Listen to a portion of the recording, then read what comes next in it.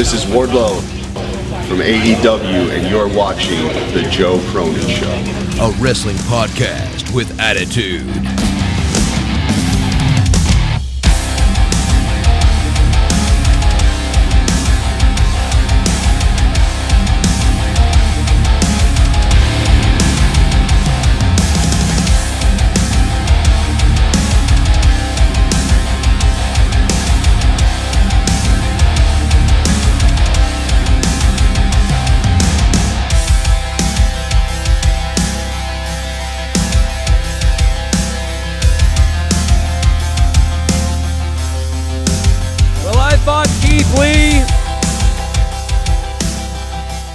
I thought Keith Lee was injured, but I guess not.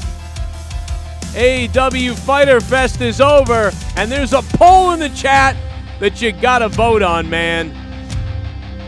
As Tony Schiavone would say, man, let me tell you, man, everything is man with him. I don't know what's up with that. Vote in the poll, and if you guys can, try to get us to around about 69 likes, because you guys know how immature I am and how much I like the 69. So feel free to drop a 69, because that's what I do to farm animals. 136 votes. 50% of you think it was good. 21% of you thought amazing tonight. 15% blah, and 16% garbage. So overall, we got to give this a thumbs up, but what exactly is the rating that we get tonight? We'll have to kind of narrow that down as we go throughout the night and figure it out here. Shout out to all the sexy women out there who are wearing my t-shirt right now. I know there's like hundreds of you, and you're probably in bed right now in panties with your Joe Cronin Show shirt. I get it. You know? I don't blame you. You are without a doubt a mark. You fucking mark! That's what you are. You fucking mark! It's great to be here on an AEW Wednesday night. Dynamite, Fyter Fest. Why even call it? I don't get that, man. Why even call it Fyter Fest? Whatever. I understand the point, but I don't know.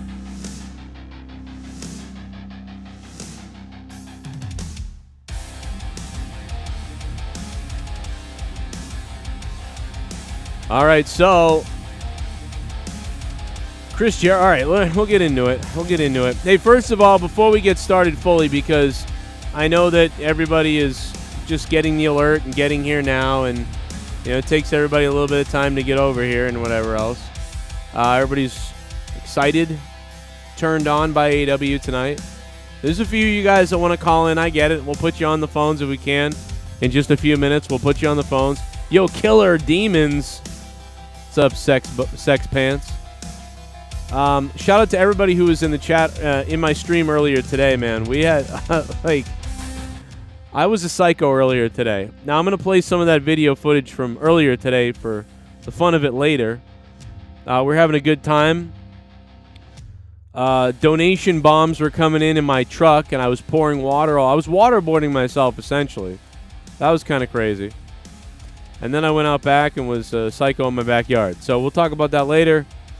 But I had a lot of fun. Thank you guys for that. Pretty funny, man. And now I'm trying to make sure. I mean, how many people in the Northeast today, man? You talk about could have dehydrated today. Like, today was a crazy-ass day heat-wise. Like, there was some nasty heat today. Like, it felt weird out here. So, hey.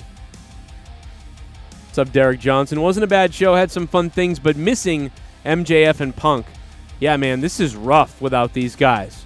Again, Christian, nice appearance tonight and everything, but Jesus. You know what I mean? Oh, my God, bro. I got to give it up for him. Michael B., the sexy. Michael B. just became a member. Michael B., thank you for becoming a member, dude. That helps out a lot, bro. Plus, you unlock a whole bunch of stuff, too. So, hey, man, thank you so much, man. Thank you so much, bro. I had obviously a rough week, but I appreciate that, man.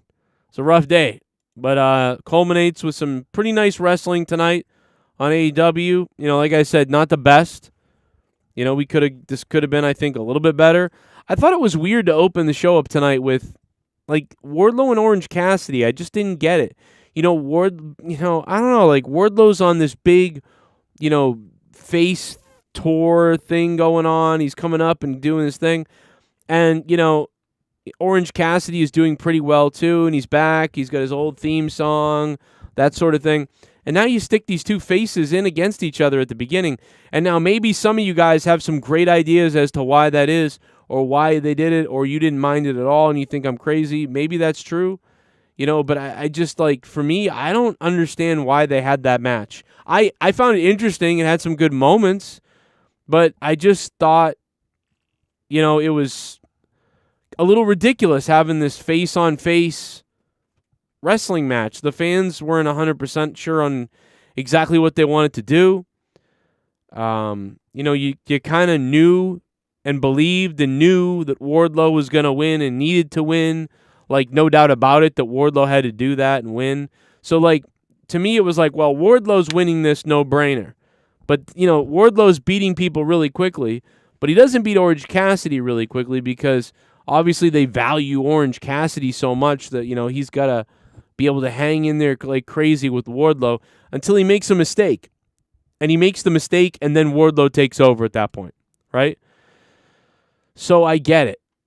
So maybe I'm wrong and there's something you could convince me of that I'm missing, and maybe if I was in the back and someone sort of convinced me of that, like I would understand that. I don't know.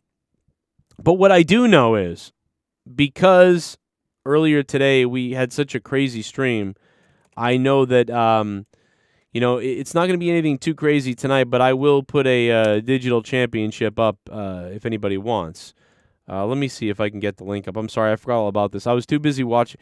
I was watching the wrestling so closely and trying to catch up with the first 20 minutes that I forgot to put the link in the chat. I'm sorry. Here's the link if you guys want to say something tonight about wrestling, about the show. Feel free to do it. There's the link. I will pin it to the top. You can use Super Chat if you guys want down below, or you can become a member like Michael did. That was awesome, by the way, Michael. Thank you, bro. Derek Johnson says, F Pockets, I'm bored of this shit. I don't know what that means. Got to put Wardlow over while Orange gets over. Yeah, no, I agree. I mean, that's what had to happen. I agree, but it's like I pretty much knew, we all knew, I think, that, Wardlow's going to win this, and all you can hope for is an entertaining match. And I think they had a pretty good match that was entertaining enough. I think it's sometimes Wardlow was like working too hard to try to sell for Orange Cassidy. So I didn't like that. I don't know, man. I just didn't like that sometimes Wardlow was selling these little things. And I didn't really 100% believe it. But then there were other times. The guys have pretty good facial stuff in the matches. The two of them, they really do. They have good facial expressions. And, things like that. Like, they're great with that. And I like them both as characters and chemistry, but, You fucking mark! We are missing MJF. You fucking mark! We're missing MJF. We need that MJF back, man. I'm telling you, man, not only is he somebody that provides that more classic style of in-ring wrestling, but he also, those promos were such fire that it's noticeable. And like we said, Christian's done a good job for the most part of filling in. But anyway, the first 18 minutes of this show, or 17 minutes of the good guy battle between Wardlow and Orange Cassidy, it was all right. It was pretty good. 6.5 out of 10, 7 out of 10 opening match, I guess. The only thing that lowers the bar for me, again, is the fact that I just felt like, why are these two locking up at this point? I didn't feel like that we needed to see that right at this point right now. You know what I mean? Thank you to Michael for becoming a member. Let's see if the alert played. Yeah. Oh, shit! Oh, man! Oh, my God, it's fucking turkey time!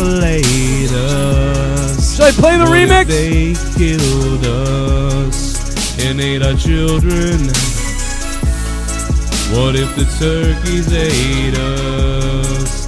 What if they filleted us? If the turkeys ate us? If they had to hate us? If Thanksgiving was a little bit different, instead those turkeys ate us. they gobbled us apart. But first they'd eat our nuts, and then they'd eat our butts. The turkeys ate us. What if the turkeys ate us? What if the turkeys ate us? Bask in his turkey hole. Oh my God, dude. What? Oh my God. Bask in his turkey hole. What the fuck is that, dude? Oh my God, bro. Keith Lee and Swerve Strickland are your new tag team champions. Fuck the Bucks of Suck. The Bucks of Suck are done. Ladies and gentlemen, dare I say, we have a brand new digital JCS champion, and his name apparently is Bask in his turkey hole. Oh my God. For $29, we have a brand new JCS digital champion, Bask. Ladies and gentlemen, go ahead right now in the chat. I want everyone in the chat right now on this AEW review. It's Fyter Fest. It's Bask in his turkey hole. Wow, bro. I will play the remix of the turkey donation, no doubt about it, for him in just a few minutes. Big time sex time. Let's go. Thank you, man. Holy crap, dude. Bask in his turkey hole. That is, I don't know why, but that's actually kind of gross. I don't know. What the hell is it? What is that? What does that mean? Like his anus? Bask in his anus? Anyway, yes, Keith Lee, Swerve Scott, they win. Everyone thought that Keith Lee was injured or nursing or milking some kind of an injury. I mean, dude, I thought it was true. I thought he was injured. I'm like, Keith Lee's hurt. Keith Lee's injured. It's got to be. And apparently that's not the case, man. Or if it is the case, like they cortisone shot the shit out of that. And they were like, oh, man, like just go out there, Keith, with your injured leg. Fuck it. Go out there with your injured leg. Absolutely crazy, man. But what a fun ending, I guess, right? I mean, it's almost like, dude, this is one of those situations to me where those guys needed the belts. Like, I'm sorry. Like, I wouldn't have booked them to win those titles, my opinion. But it is a case of, I believe, desperation. Keith Lee is as entertaining on the microphone as a carpet. So it's like, you know what? The guy's good in the ring. People kind of like him. His promos are asshole trash. So you know what? Give him the belts, And Swerve Scott is kind of exciting and kind of cool, On the mic, he's better. Like Swerve Scott on the mic is a 7.5 or a 7 maybe at his best. Keith Lee is like a 4. It's actually a detriment for Keith Lee to speak on the microphone, in my opinion, And I've always liked Keith Lee, but, it's just one of those things where it's like, yikes, bro, yikes. But this is big now because now they've got the tag titles. Michael B., man, thank you for becoming a straight-up member. And by the way, the B stands for boner. Michael told me that off air. I don't know. Michael, thank you so much for becoming a member, man. Dude, thank you. We are at, you know what? We might be at 69 members.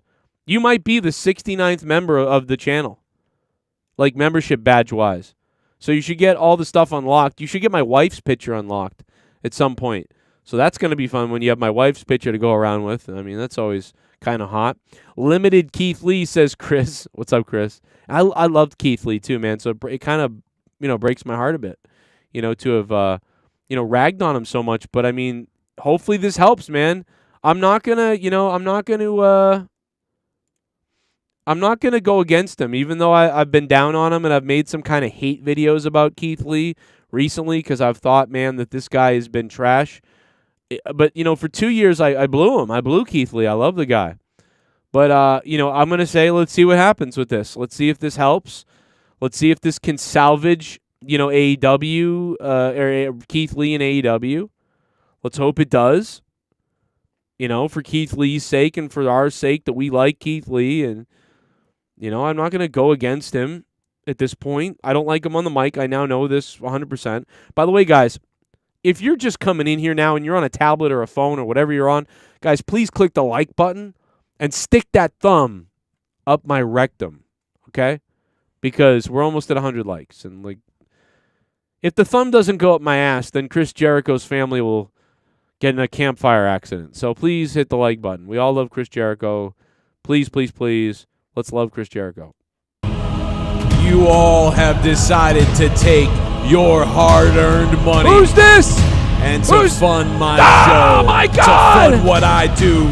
To fund what I believe in. It's to Soundwave! Fund my godly ass. JCS Army, donate to me. Here comes Soundwave 92! $30! Acknowledge me. We have a new digital champion!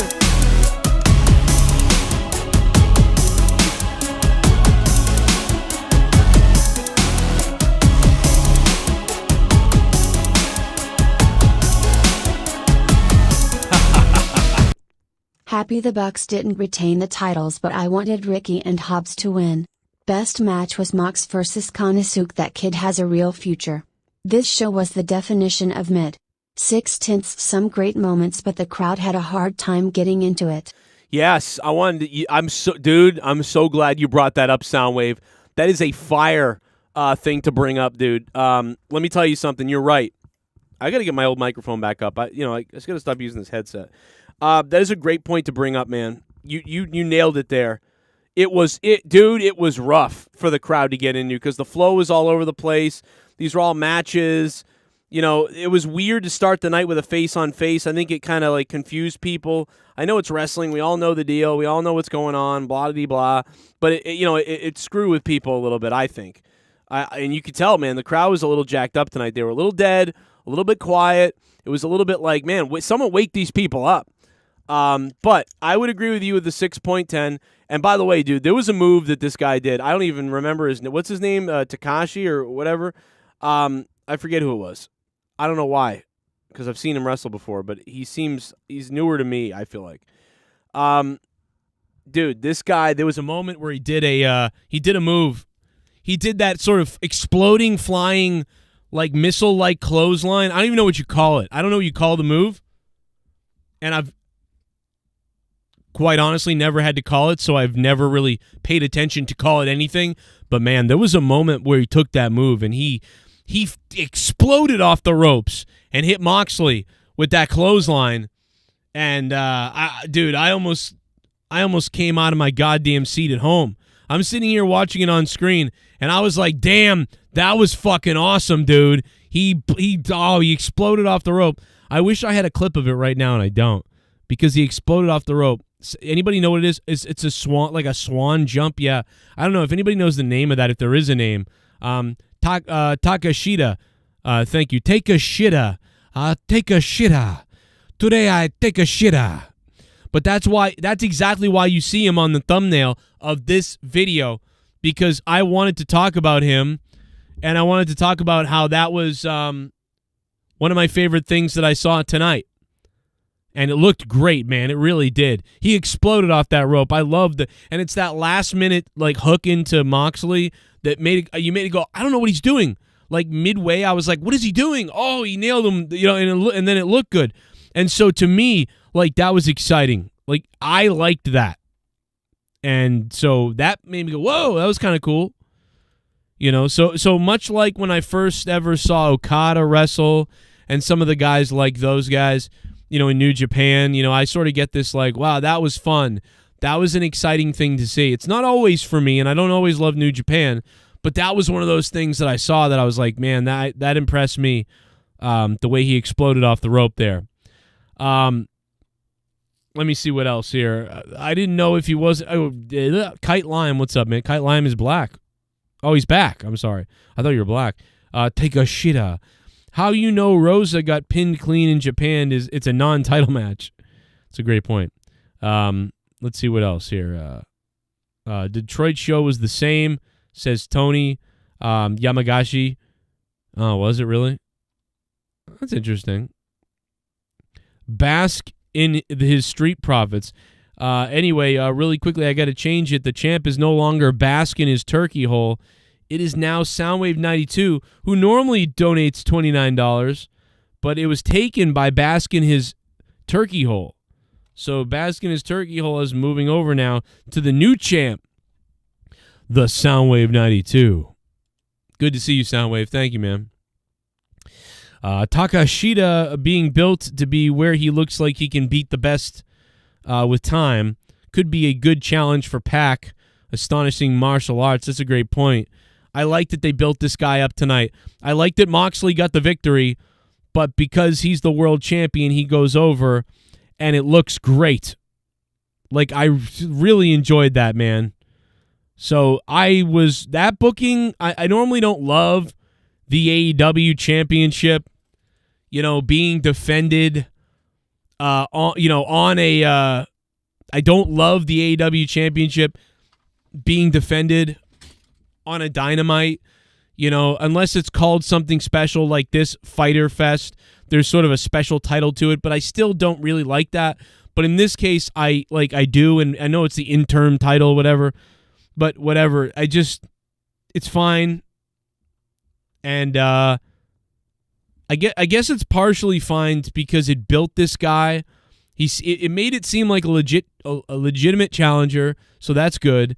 Moxley looks great and wins. This guy looks huge because he's a newcomer, and he looks great in the match. So all these different reasons why.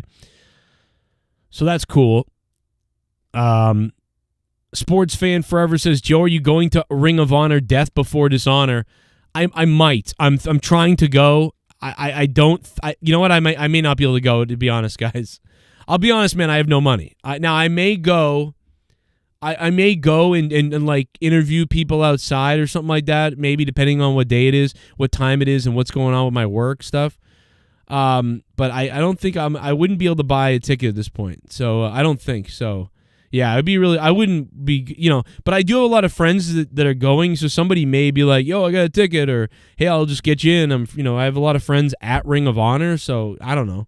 Who knows, man? Maybe, but I'd like to go, but I'm not sure. I'm not going to spend money on anything. I'm not going to go to anywhere. Not at all. Not even close. Why does Moxley wrestle in pants look so stupid? He needs better ring gear. Devontae, thank you. I think, he's been going with this kind of look, like this brawler look. Obviously back in the day when he was in like CZW and stuff, kind of weird that you'd wrestle in CZW with glass and barbed wire and mangled shit and all this stuff, and you'd wear Speedos. He wore his little tiny Speedo pants. And, there'd be glass and crazy, and he's in all these hardcore matches and things like that. And then, but now he wears pants and jackets and stuff. Yeah, so I don't know, man. I think he's older. He doesn't feel like he looks right in Speedo pants. So the only other option is long tights like, Jericho used to wear. And I think he feels he doesn't look good or look right in tights. So I think he feels he just looks cool in pants. I don't know, man. That's my, picture him in that shit. You know what I mean? I don't know. At the DCU Center, AEW returns to the DCU Center when, I don't know. Yeah, you're right. They are coming there. That's a good point. Shit bum. Shit bum. I bought my $300 raw tickets today, Lil, and next week I'm buying tickets to 2 shows. Wrestling draining the wallet. What a show tonight, 7/5. Damn, Alex Oli, you love wrestling. If you're doing that, bro, you are going crazy. Absolutely crazy, man. Wow. Thank you, Alex Oli. I appreciate it, man. Thank you for the $5 and becoming a $5 shit bum. And now let's hear a little bit from Chris Jericho. Curse than anything Danhausen could ever conjure up, and let's go through the list. Shut up.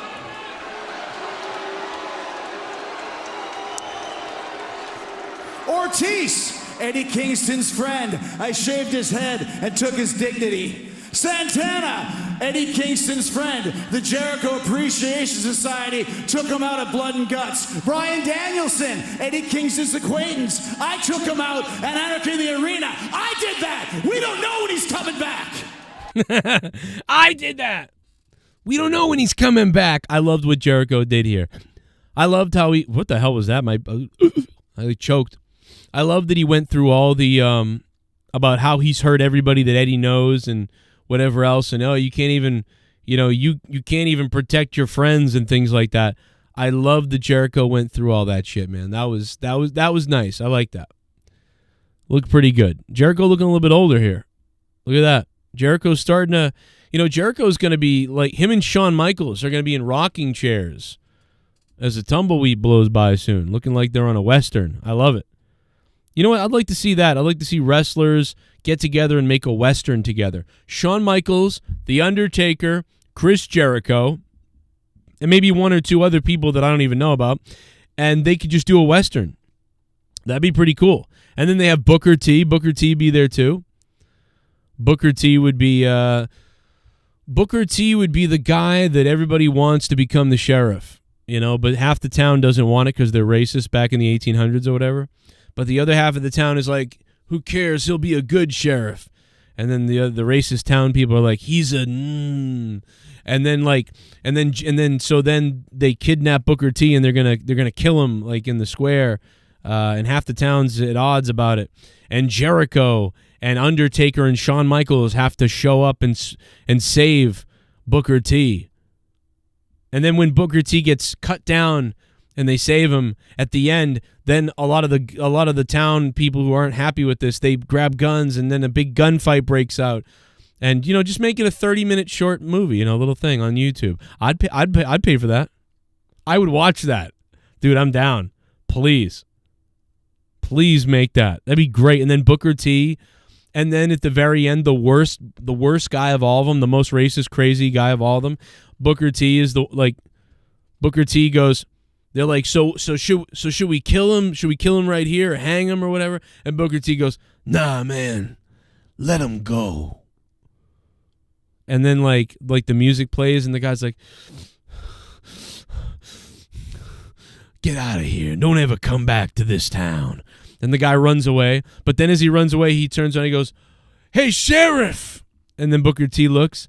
And then the guy pulls out his gun like this and he turns and he goes to shoot him. And then the Undertaker shoots him first right in the eye.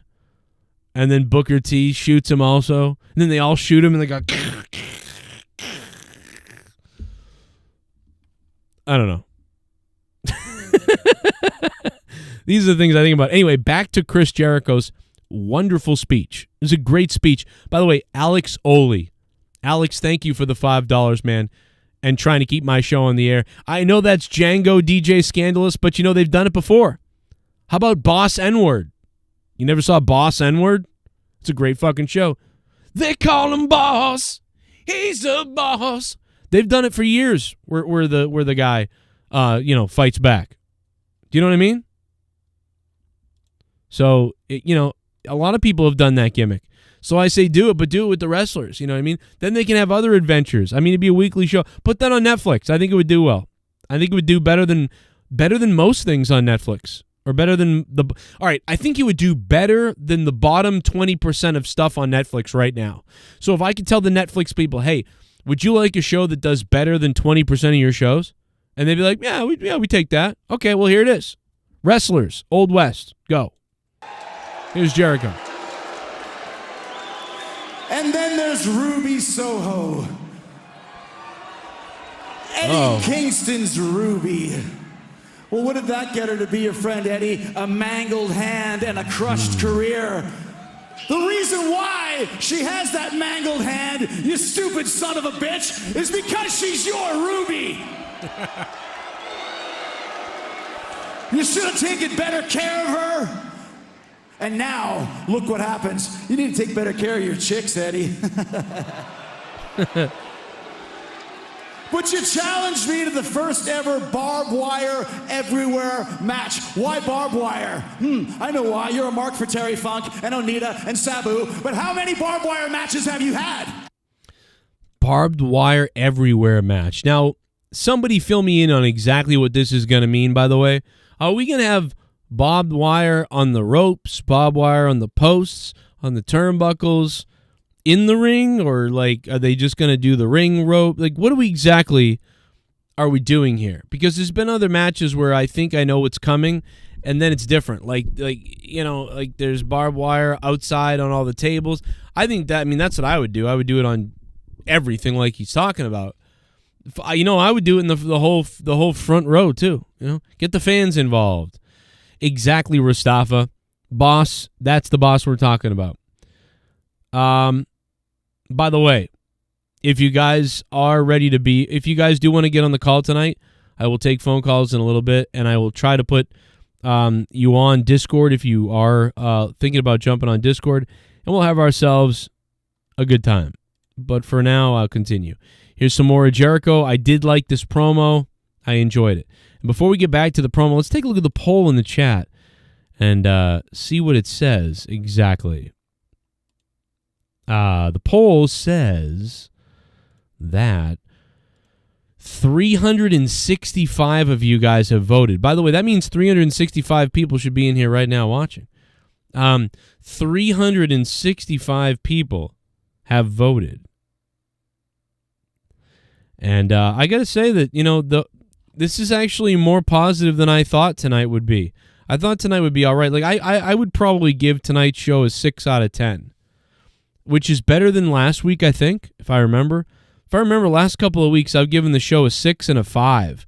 And the 5 was a rough night, I remember. So one of the lowest ratings I've ever given AEW. It's probably only the 5th or 6th or 7th time I've given it a 5 ever. But tonight I would do 6. Tonight I would probably go 6 out of 10.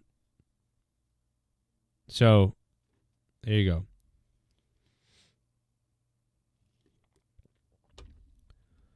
Joe, I sent you a hilarious image of Tony Khan after Dynamite. All right, I got to see that. Where'd you send it? What, on Twitter? Because my Twitter's still down. I think I'm banned still for 4 days. I've got 4 days left on my ban. And currently the largest donation of this stream is by a man named Soundwave92. And Soundwave92 dropped $30. So congrats to the digital champion at this point. Let's go to the donations. Speaking of that. Shit bum. Takeshita needs to be signed by AEW. He's great. Takeshita needs to be signed by AEW. He's great. Yeah, that'd be kind of, you know what? A lot of times I'm not really down with the sign the Japanese wrestlers because there's just another person that really can't talk, and I don't like that. But it's much like Keith Lee. Keith Lee can't talk, but he's in the tag team. Now he's a tag team champion, so who cares? As long as he does really well in the ring, fine, whatever. Alex Oli, thank you, man. So, yeah, but I would sign this guy, too. If he's a free agent or if he's with New Japan, I would try to get this guy on the show as much as I could because he was good tonight, and he's been good a couple times here. Yeah, Twitter is a cesspool. There's no doubt about that. You fucking mark! Yes, you are, you goddamn mark. Let's get some wings, guys. Let's just have Wings! Let's just have wings. Let's go get some wings. Let's just have Wings! Wings! There's 9,000 people that are going to stand up and say, fuck Ric Flair. Yeah, I really did deserve a break from Twitter, Jag de Panzer. You're no doubt about it. I've worked really hard on Twitter, and I worked so hard on Twitter that I deserved a break from Twitter.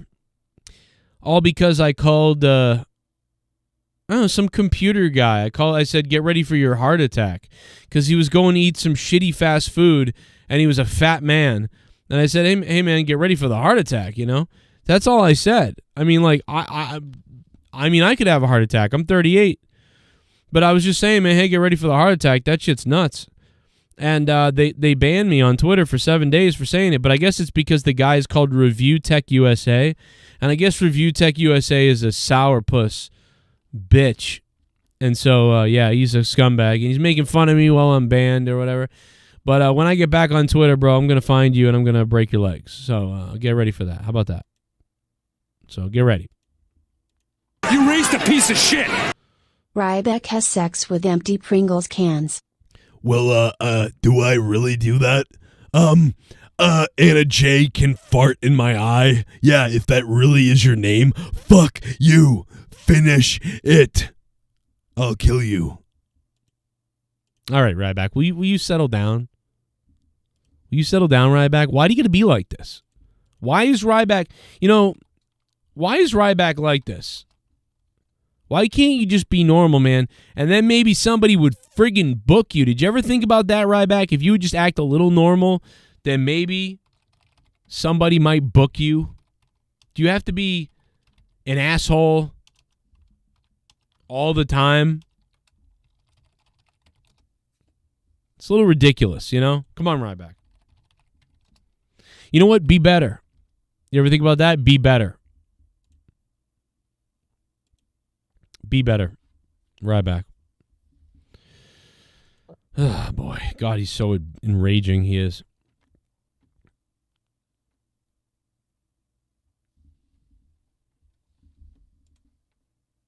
I was actually going to call the big people line as Rybotch and be like, I'm going to bash your brains in. But, like, you know what? I didn't have any... I forgot about my situation. The picture was Tony Khan after the show leaning over the stage. Hold on, let me see. Was it on Twitter? Let me see, Alex. Oh, I found it. Oh, my God, dude. This guy is... Dude, Tony Khan looks like Bad Bunny. He looks like Bad Bunny right here. Oh, my God, bro. You know what I have to say to this? You fucking mark! That's it. Like, what is he doing, bro? Oh, my God, bro. Look at this. It's pathetic. You fucking mark! Oh, my God. All right, let's go back real quickly to the Jericho thing. How many barbed wire matches have you won, Eddie? Because I won the very first barbed wire match in Canadian history at the tender age of 22 years old. I tasted the sweet sting of Mother Barbed Wire's bite at a young age, and even though the pain was unbearable, deep down inside, I felt pleasure. I'm just as sadistic and as maniacal as you are, Eddie Kingston, but you underestimate that. You underestimate Chris Jericho because of my massive accomplishments in the business and my movie star good looks. But next week you won't be able to underestimate Chris Jericho because you're not facing Chris Jericho. You're facing the Painmaker.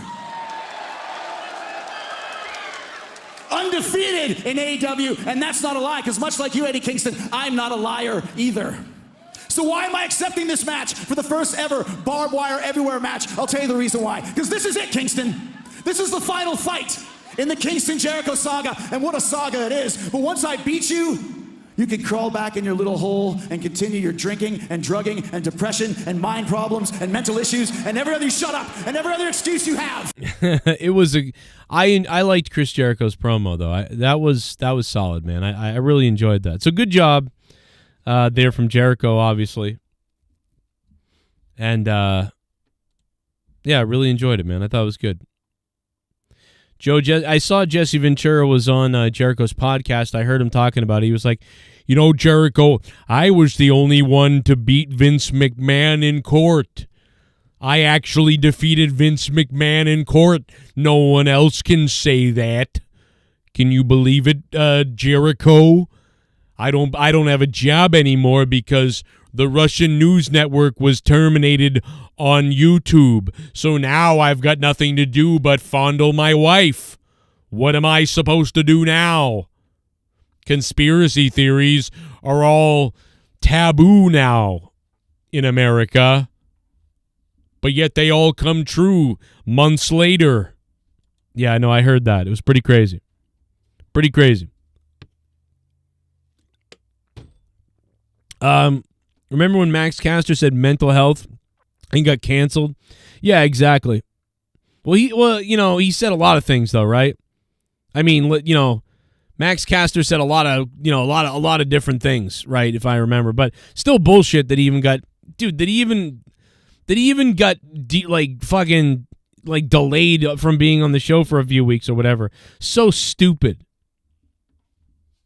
you know. The whole thing was dumb that he got in any kind of trouble or any kind of, time off of being out there in AEW was so stupid. Stupid. Like Ryback would say. Stupid. You fucking mark! Swallowed a bug.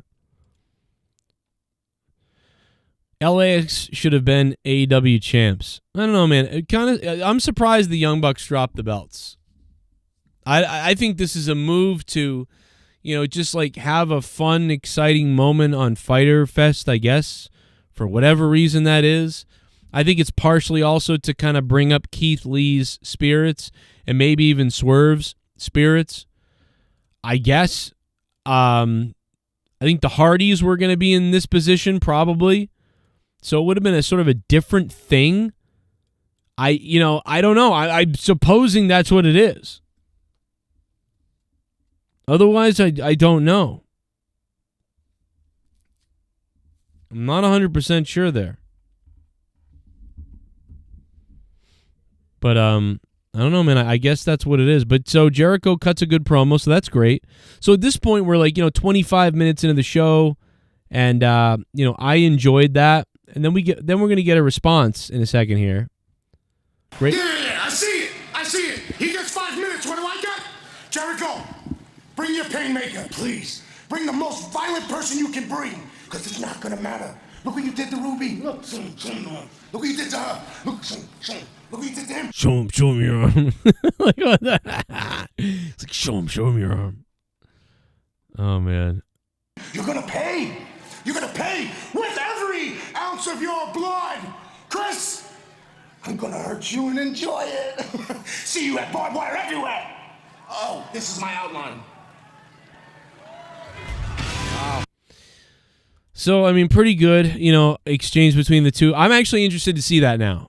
So, I got to tell you something, man. That is, mission accomplished from Jericho and from Eddie Kingston, because I want to see that. I really want to see that. There was really not that much I wanted to see tonight on Fyter Fest, believe it or not. I was looking forward to a complete show that I thought would be a decent beginning to end show. But whatever. But tonight was nice. But now, they sold that for me, which, I'm a big, the business is exposed. I'm a big, mark, I guess. But it's, I don't know, they sold that for me. I want to see that now. If you told me that I'd have to pay $5 to see that, I'd pay $5 to see it. I don't think I'd pay, $40 to see it, but if you told me next week it's going to be on YouTube for $5 and I had $5, I would pay $5 to see it. I'll be honest. That stuff works on me a little bit. As long as the price is low. But what that means, of course we're not going to pay $5. But the point is that the fact that I'm there feeling that way. Oh, I'm sorry. I got to fix this. It's not Bask in Your Turkey Hole anymore. It's Soundwave 92 with now is the top donation of $30. Thank you, Soundwave 92. I'm sorry, man. I didn't switch that quicker. There it is. He is your current JCS digital champion. But I do want to give a big shout out earlier today because we had an awesome show today. I was in my car sweating to death. You guys were telling me how warm it was. I was talking about it, about how warm it was. And if you missed my stream earlier today, go watch it later. I ended up having like a water balloon fight with my kids in the backyard, but It was crazy, man. And thank you guys for coming out to this afternoon stream today. That was crazy, you know. I thought, you know, I'll be live for an hour, you know, maybe 5, 10, couple bucks might come in, maybe not. But either way, I'm going to jump on stream, try to connect with some people about some things. And you guys were nuts and completely shocked me today while I was in my car. And this is what happened. What the fuck? I don't think I'd really seen $100 car bombs in a long time. Like, I don't remember the last time I was in my car and fucking $100 bombs were coming in while I was in my car.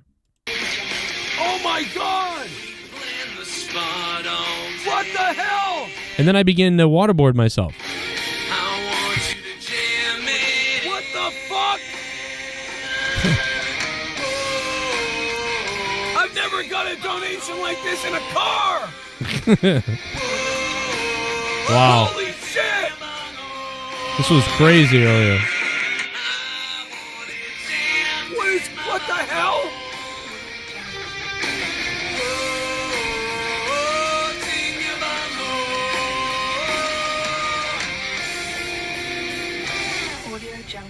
Wow. Yo, Joey, here's something for that bank issue. I think know how it is to be doing so much and feeling like you're moving in place, financially drowning. All love, Joey. Oh, man. Fuck. I knew what that felt like back in 2016, but I didn't think I'd know what it feels like now that I'm 38. This sucks. But thank you, the ghost from the coast, man. That was crazy.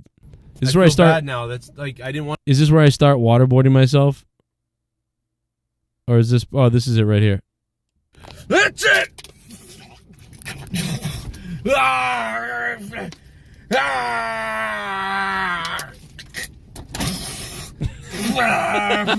the salt from my forehead. That's the part, dude. That is the part where you get under. It was like really hot today, right? It was like 90-something degrees today, right? And so I'm sweating all over myself. And when I poured that water in my face, all of this sweat poured down my face and went into my mouth, and I was like, and it was all salty, and then it went in my eyes, and like this spit that happens right there.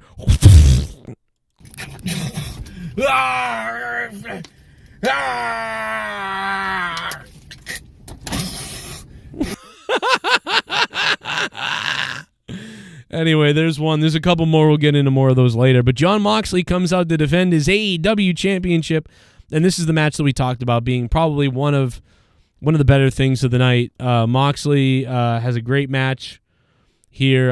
The new guy's great. Oh my god, I can't even say his name right now. Now I'm calling him Takashita. But no, he was great, man. What's his name again? Takesha? I don't remember. Is it Takesha? I don't remember. But he was great. Really impressive. Fun to watch. Again, like I said, he had some moves that I enjoyed seeing. Very smooth. He's all right. Again, it's not the American style that, I typically really like, but he just had some exciting moments that I thought were all right. So pretty good here.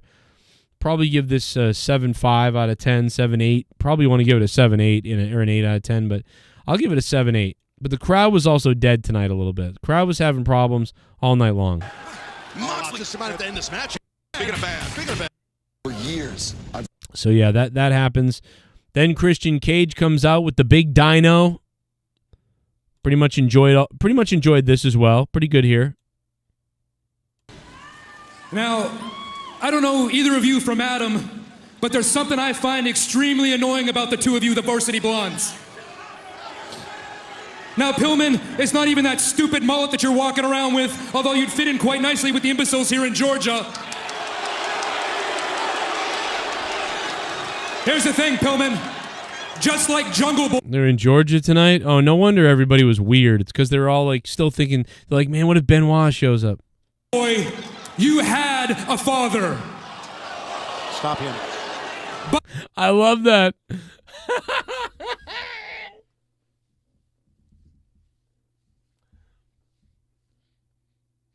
Oh my god, dude.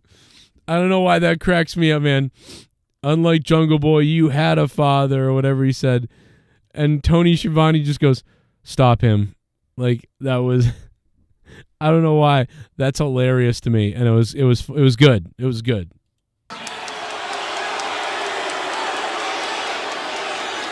Stop him. Here's the thing, Pillman. Just like Jungle Boy, you had a father. Stop him. But Stop him. Stop him. Look at his look how he looks, though, Tony. Don't you like that? Look at his look how he looks. Look at his look. You look like a crook. Stop him. Stop him. your father was a legend in this business. Legend are other people's words, not mine. In my opinion, Brian Pillman, your father was average at best. Now, he's in the toilet a lot. You fucking mark! Savage. Savage. You raised a piece of shit. If only they could get a cast to cover up Ruby Soho's face too. Oh my God, Keith Lee's soul food van. If only they could get a cast. Thank you for the $1. Listen, I love Ruby Soho. If you ever get constipated, you can use her nose to dig it out of you. So I don't know what you're complaining about. Yeah, I didn't like his outfit, and I wasn't a big fan of his promo either, the Mr. Gentleman promo type. Allow me to introduce myself. Are you going to fuck the guy? Introduce myself. Sith Negan has sent me a message. Sith Negan, I will read that in a minute. I see you on my phone. I will try to read that for you in a minute. Sith Negan, the top patron, 38 months, a record-breaking $100 a month. Sith Negan, the freaking beast. Sith Negan. Sith. I'll read that in a minute. You raised a piece of shit. Hey Joe Cronin, did you hear about PUBG? They have brand new map and it's one of the biggest maps in the game. It's coming out 21st of this month. You know, it's like I've heard about these things, but the problem is, J-Rod, is every time I play PUBG, it's like I'm playing all robots. I want to go back to when PUBG was all humans. I actually wish PUBG would get rid of all the maps and just go back to that one map and then have only humans in the game. I hate that there's bots. It makes me not play. I would play if there was no bots. And it's crazy. Like, you're telling me we can't have one game with 100 people that are real? You're telling me only 500 people are playing the game or something? I just don't get it. So anyway, but yeah, no, I'll take a look though, J-Rod. I mean, I love J-Rod. I love PUBG. No doubt about it. I love the game. But it's like, I don't know, bro. I hate that they're like computers. Anyway, then they just destroy Cassidy or whatever his name is. What's his name? Casanova? Cassidy? I don't remember. Pillman turned his attention on Christian Cage and Luchasaurus with the headbutt to the side of the head. Yeah, that distraction's all it took for Luchasaurus to capitalize, thanks to Christian Cage. Pillman never saw it coming, and now he's not going to see this one coming either. Third chokeslam on the timekeeper's tail. He choke slams him on top of Pillman.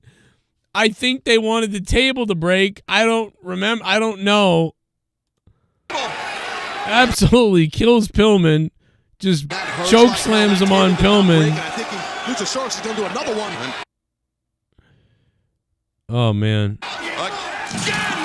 And then finally, driven through the table by Luchasaurus. and the second time's a charm when he finally does go through the table. Oh my God, dude! He'll talk about breaking his ribs, like almost fucking. Oh my God, dude! I gotta tell you guys something. Honestly, I saw this. I was watching live. I gotta tell you something. I didn't see the first attempt, so I just thought he picked him up and chokeslammed him through Pillman in the table. The first time I watched, I was like, "Wow, cool! That looked pretty cool." All right, got a pop. I did not notice that he chokeslammed him once and it didn't work. Holy shit! I just saw that now. I had no idea. Oh my God.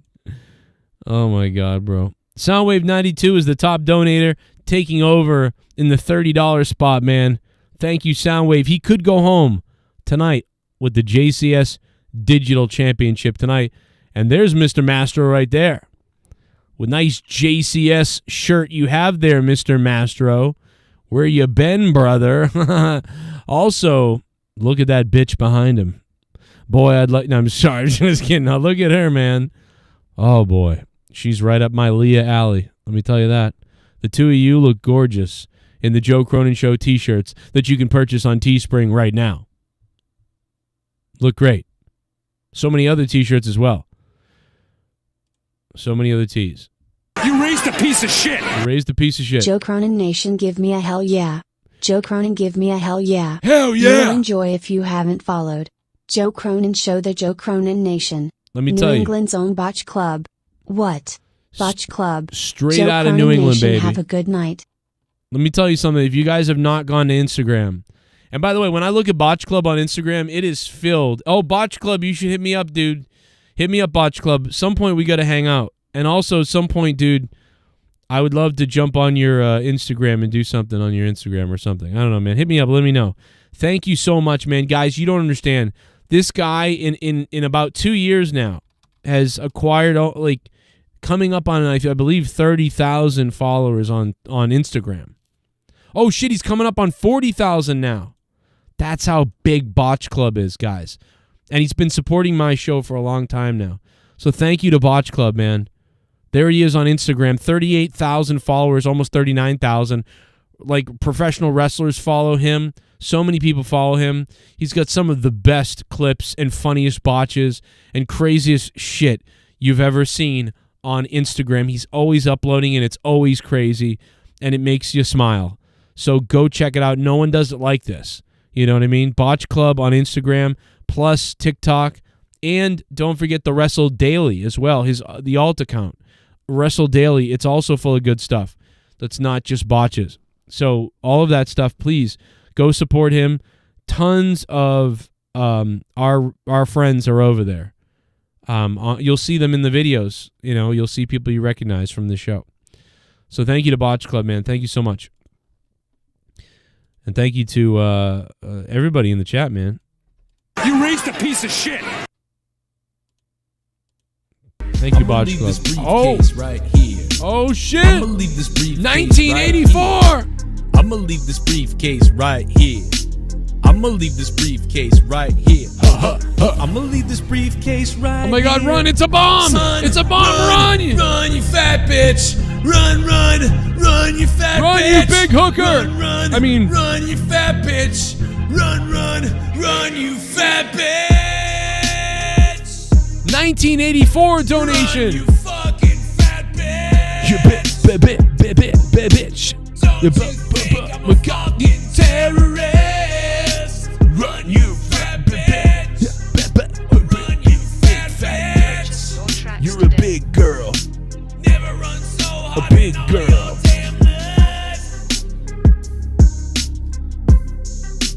Run, you fat bitch.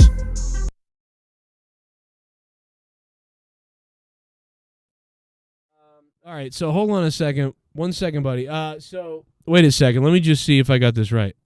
I got that was Yates Joel 21. Joel, thank you so much, man, for the classic 1984 donation, man. You don't hear that one a lot anymore. I really appreciate that, man. That was fun. I love watching that big whale try to gingerly run around outside. Now, someone needs my phone, so real quickly, I do want to say, SITH NEGAN said, what is this? Mercedes Martinez, Serena Deeb as a tag team for a month. Dark Elevation now enemies and will face off at ROH Women's World Title next ROH pay-per-view. It should be a great match, but this is typical WWE creative nonsense, in my opinion. It's a good point, Sith. I don't know if you wanted this read on the air, but I'm assuming you did. It should be a no rope barbed wire match between Jericho and Eddie Kingston, like Terry Funk and Sabu. I agree. That's what they should do. That's what I thought it was going to be. But you're right. Or the ropes are barbed wire, right? Or maybe they don't have the time. They don't want to take the ropes down, so they're just going to put it over. I don't know. Either way, as long as there's barbed wire all over the ropes, I've got to have that. I want to have that. That's what I need. Please give me that. AEW.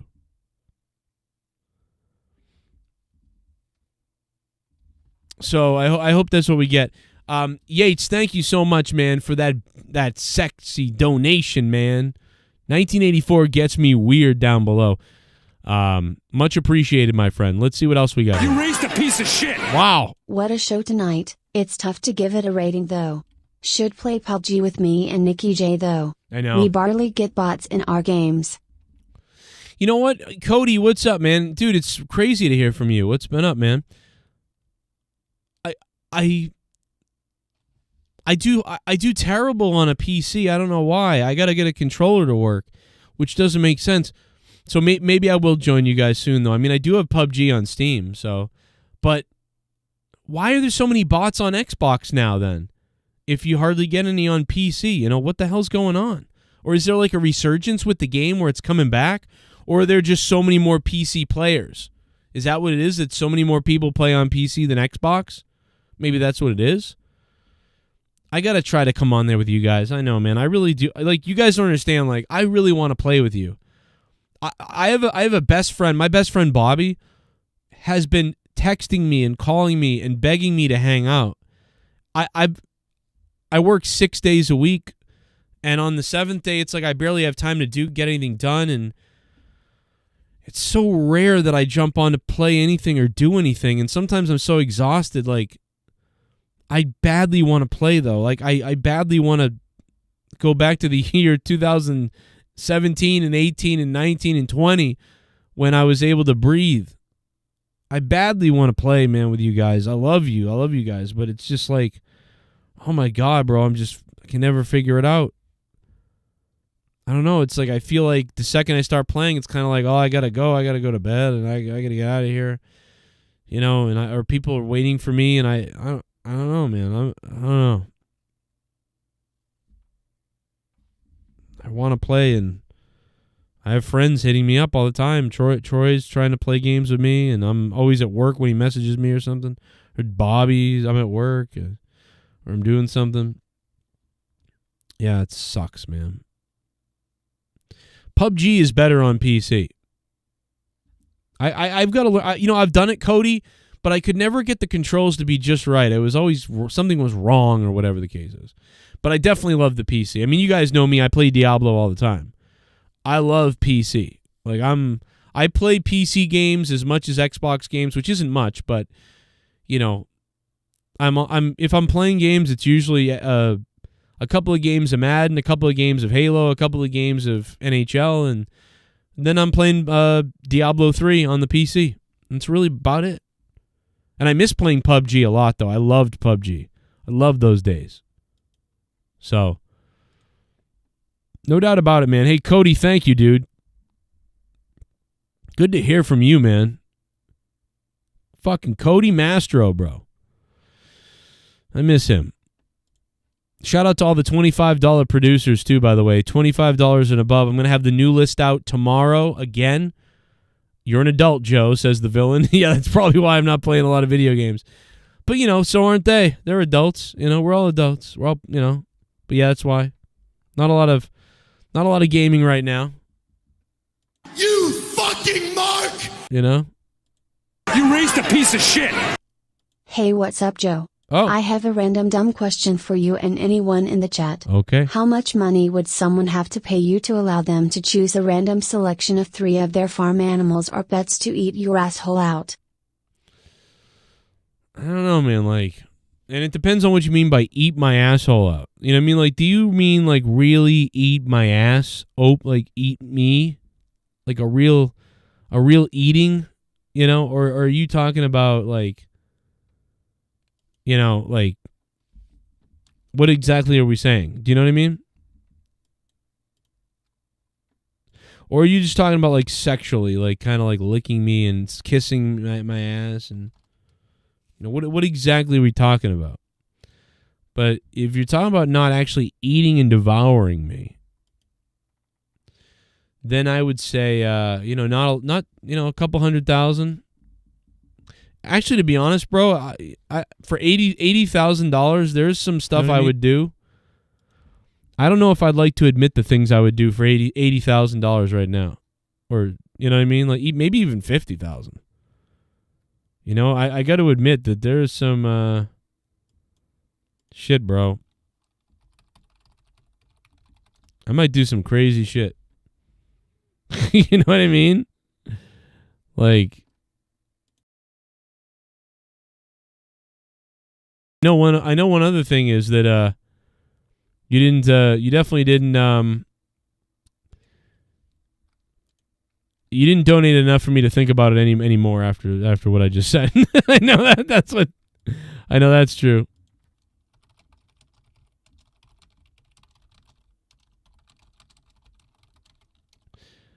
Well, Mustafa's not there anymore. I was gonna go into the Discord, but Mustafa's not there. Now it's just AJ Adams in there. God damn it.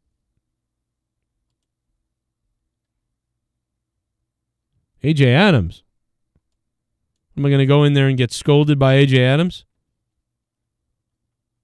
Here you go.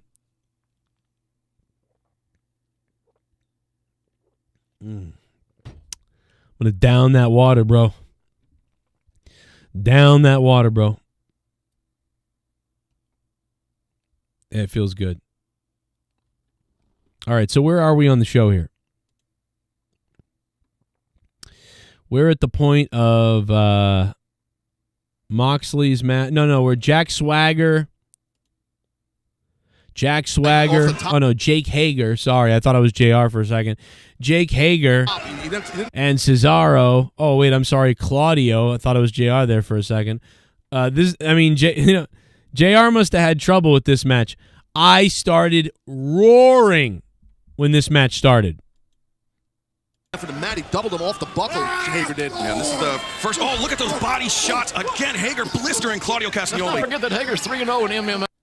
So I started. That was a great point by JR. He's still 3-0 in MMA. I started dying laughing in my head because they brought Jim Ross out in the match with the two guys who he always pronounces their names wrong. I was dying in my head. How many people were laughing? I was laughing extremely loud. Zach Wilde, a worthy fill-in for Dimebag. Why is that? Why? Are you telling me that Pantera is going to get back together? People saying that? I mean, you listen, Pantera can never really get back together because, I mean, you can honor what Pantera was in Pantera with Phil Anselmo and a couple other people and stuff like that, but, I mean, God, man, it's just Rex and Phil. It's crazy that Vinny and Dimebag, you know, especially Dimebag, the way he died, and Vinny and being, it's just like, that is so sad, bro, to me, that like that band. But Pantera really can't fully come back the right way, you know, it's not right at all. Yeah, but I thought it was really funny that JR came out, and the minute JR came out just in time to call this match. With the two guys that he always messes with. Pantera's back? Pantera is back? Are you serious? I mean, guys, it can never be. It's not. I mean, Zach Wilde is great. But, I mean, it's not really Pantera. To me, what it is it's the only two guys who could do Pantera. And, you know, the name means something. But, I mean, we're never going to get the real Pantera reunion that we should have gotten. That's what sucks. That's what sucks. I think they sent JR out for that match to test him to see if JR was good and was going to botch their names, says TLGW Keith. Oh, my God, dude, that's fucking hilarious. You're right, man. Holy shit, dude. Oh, my God, bro. That is way too funny. Oh, Mustafa's jumping in. Oh, okay.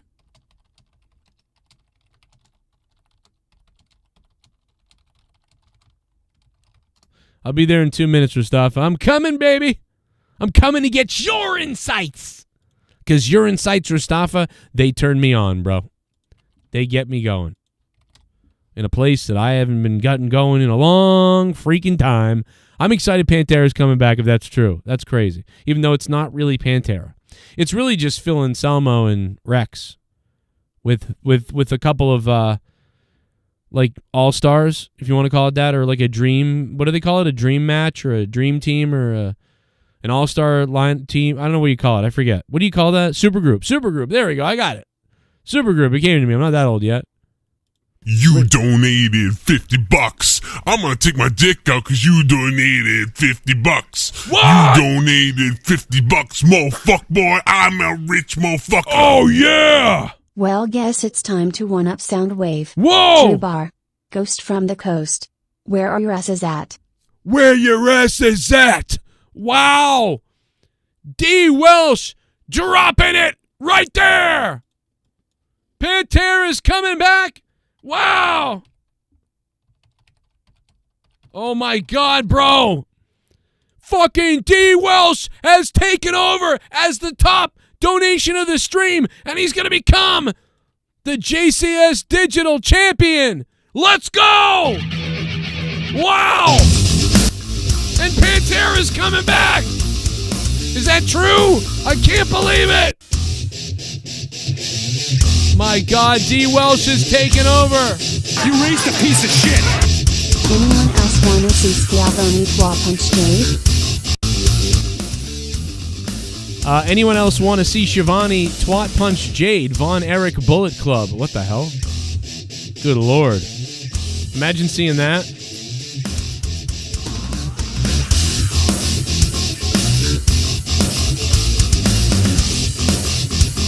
I'm ready for it. Oh, what's the light so we stand tall? Nobody touches us at all. Shout out, shoot out, spread the fear within without it's never gonna take one size to wear. Spread the word throughout the land. They say, bad guys, we're black, we're dead, you can't turn back.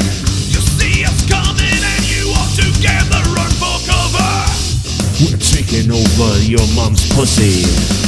Yeah, we got reach for your gun. You better listen well, my friend, you see. Rest known down below. Can't get you with a coward's bell. Sorry. All right, we're all freaking pumped up now at this point. DWELSH dropping 50. DWELSH, DWELSH is now the champion. Where do we leave off as far as the I don't know. Where do we leave off as far as the review goes? I forget. Let me figure it out. All right, where do we leave off as far as the review goes? We left off. We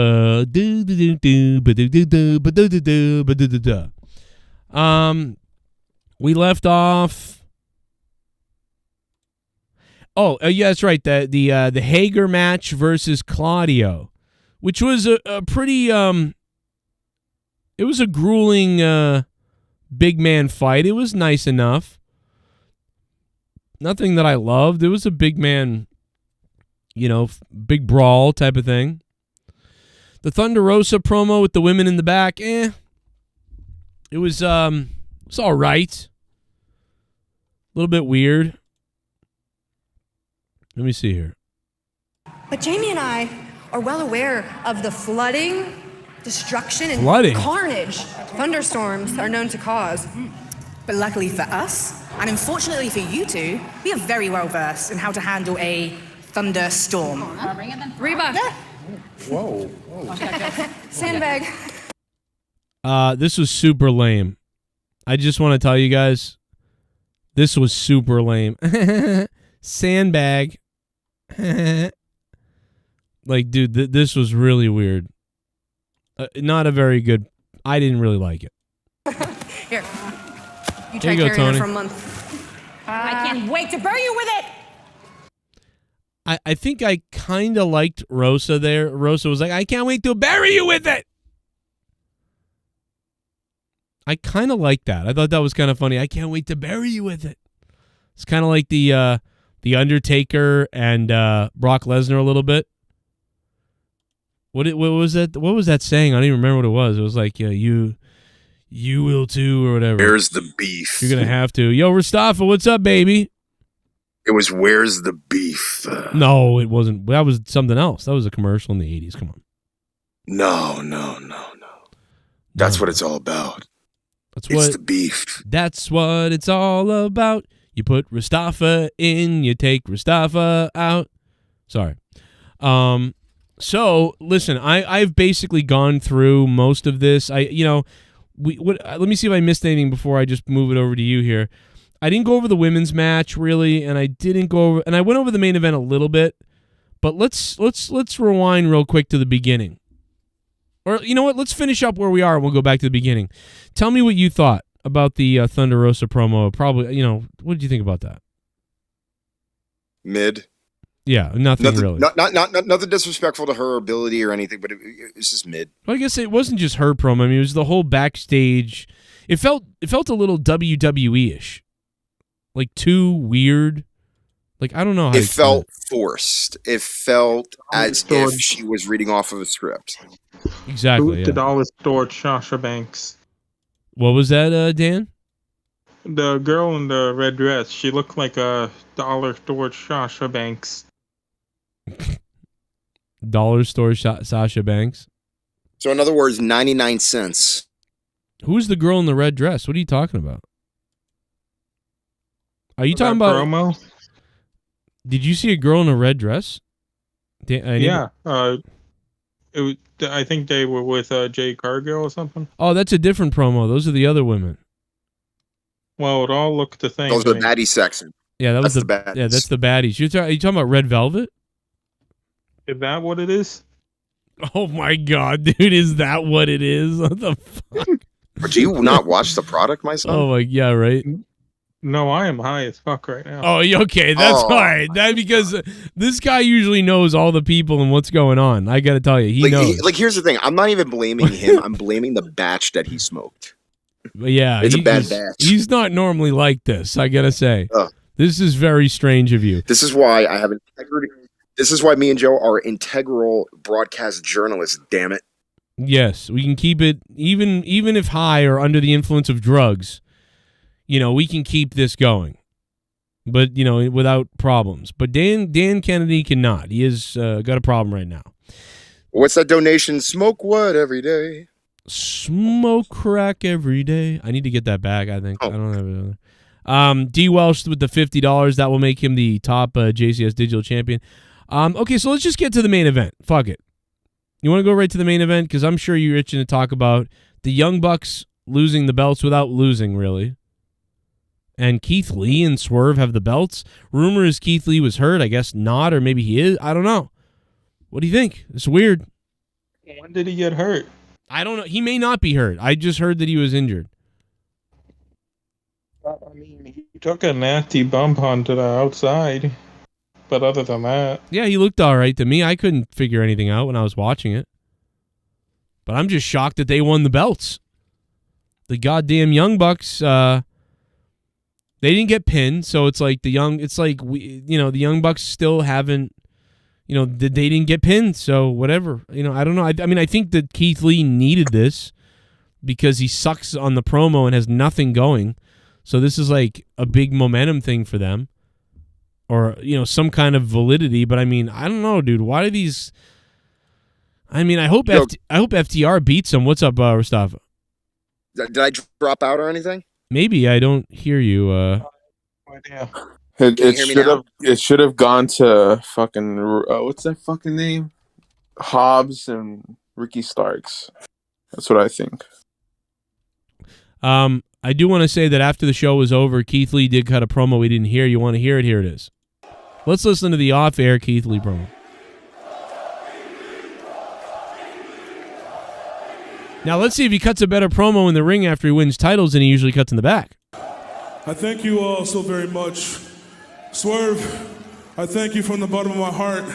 I'm not going to take up a bunch of time. I know y'all are waiting on Rampage, but I have to talk about this. Sounds like Kevin Owens. I only have 3 people in my world that I consider to be extremely close to me. One of them I've known for about 2.5 decades. Now I know what y'all are thinking. God damn, Keith, you old as shit, ain't you? I'm 37, but as you can tell, I'm young in the legs, baby. But listen, my friend, his name was Lascelles King. damn, Keith Lee's younger than me. I've known him since 1998. I found out a little while ago there was a chance that he may have cancer. Yeah, right. As most of you know, last year I nearly died. I didn't say a word until the threat was gone and past. There isn't much you can do to me to rattle me against me. But when it comes to the people I love, found out 2 days ago, stage 4 colon cancer. And I dedicated this match to him and to another buddy of mine named J.D. Griffey.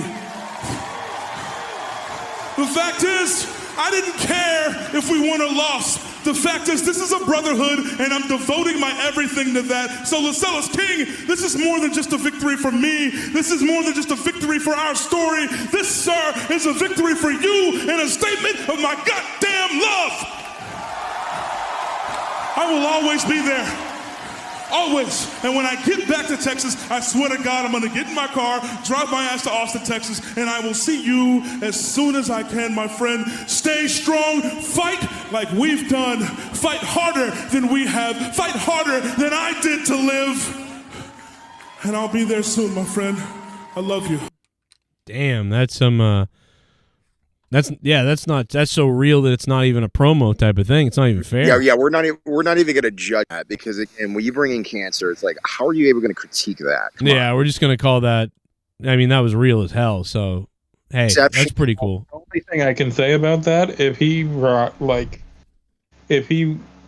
starts cutting promos that are more rooted in his reality, he would be a better promo. I would think that too, absolutely. Yeah, absolutely. Because that is a Keith Lee I want to watch. He'll just pretend everybody has cancer. Mr. Gentleman bullshit. If he just pretends everybody has cancer, he'll kill it on the promos. Like, he'll be crazy. But this is also the other danger too, Joe. Like, remember when Roman brought his cancer symptoms into public, again, it automatically made him babyface. So that sense of that Cena stigma got off him immediately. And then when he comes back, he's straight babyface. Nobody's booing him for the sake of booing him anymore. Now they're cheering him. Then the heel turn came, which was much needed, but in an authentic way. So in this case scenario, if Keith Lee did like the same thing, it would absolutely be appropriate when and how he would turn heel, and then he can be that Roman-like character. Right. Well, I just think that, I mean, it was a nice thing to say. That's sad to go through that in your friend, and man, we're all getting older, like especially me, like at my age, I'm gonna start seeing people that, I really care about or I know and things like that. So that, that's very, that's crazy to deal with that. And the fact that he almost died, like you said, I mean, and I still don't remember what it was. It was like he had COVID and that was bad, and then he lingered bad and it was really bad. Yeah, it was a stomach issue, and then one thing led to the other, and yeah, dude, he almost died. I remember when he was speaking on the Jericho podcast, I was just kind of like, I mean, I knew he was messed up and he was in the hospital, but I didn't know how messed up he was. Right. Yeah, we didn't know. We had no idea what was going on. We were all like speculating, like, what the hell's going on? Then we find out like the guy almost died. So anyway, I hope this helps, launch him in some way. But well, I mean, remember, this was off the air, but of course, anytime when you're off the air, you have a film crew that's taping it. So maybe they'll use something online, like, the exclusive content for AEW on YouTube or something like that. And yeah, that could possibly, be great. But also, I guarantee that video and other videos are going to be spread like wildfire on social media through the next couple days.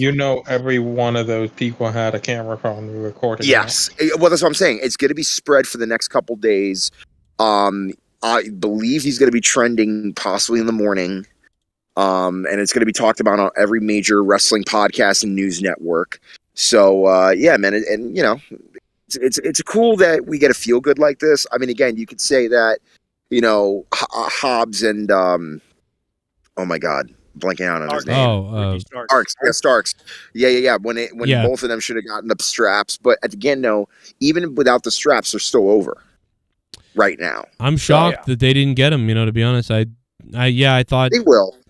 I just thought that, like, why are you? I thought Young Bucks would just retain, but then it felt like something would happen because it's Fyter Fest. Tony loves this sort of thing. Like, I don't know. Yeah, but remember, the Young Bucks are heels. Yeah, and they weren't even supposed to really have the belts, I don't think, right? Like, weren't the Hardys probably going to win? Yes. Yeah, so basically right now we have new champions that are baby faces. So who's to think that Starks and Hobbs won't win them down the road? Right. Well, and don't we still have what are they called? Santana Ortiz at the tag No, team? Santana right now is on the outs in terms of an injury, but as of right now, based upon reports that were coming out as soon as he got injured, that allegedly he is not happy in the tag team with him and Ortiz, and that he wants to pursue a singles career outside of AEW when his contract is up. Yeah, there's like a real beef going on there. I don't know what the beef is. It's never been explained publicly, but I can only imagine that it's something that's been lingering. It's probably frustration, mostly the fact that they've never gotten a run with the straps, or let alone a good program with the straps. It's kind of like falling in with. I'm going to only make a comparison just because it was something we all relate to. So imagine like Davey Boy Smith gets the Intercontinental belt, or he'll get the European belt or something like that. He may lose it, a little while down the line, but there's never really that one program that will help, elevate to the point where that could be the main event of your show. Right. And it never really. He probably sees that there's in a tag team, there's always a glass ceiling. Yeah, but remember, you also got to remember that their roster is so stacked. There's only so much room to be on a 2-hour program weekly. And then you also have Rampage, which is only 1 hour. That's why he wants to leave AEW and go be singles man somewhere else. Well, how much money does this guy have that he's like, oh, just fuck my contract? I don't. Well, here's the thing. I believe the minimum of workers like that, and this is no disrespect, and I'm only assuming because again, I don't work for AEW. I can only assuming that, before his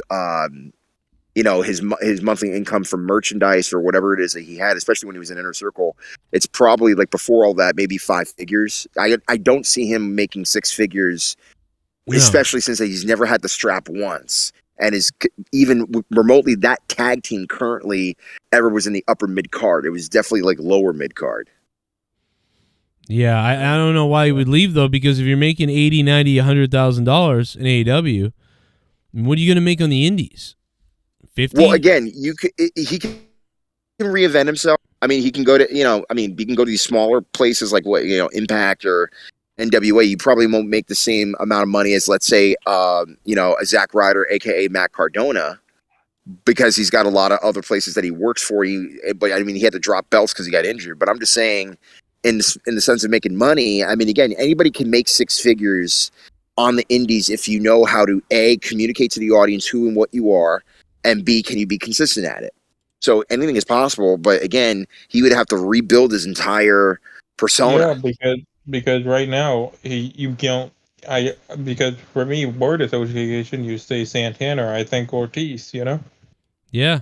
Exactly. So again, it's almost like as if you split up Crime Time, right?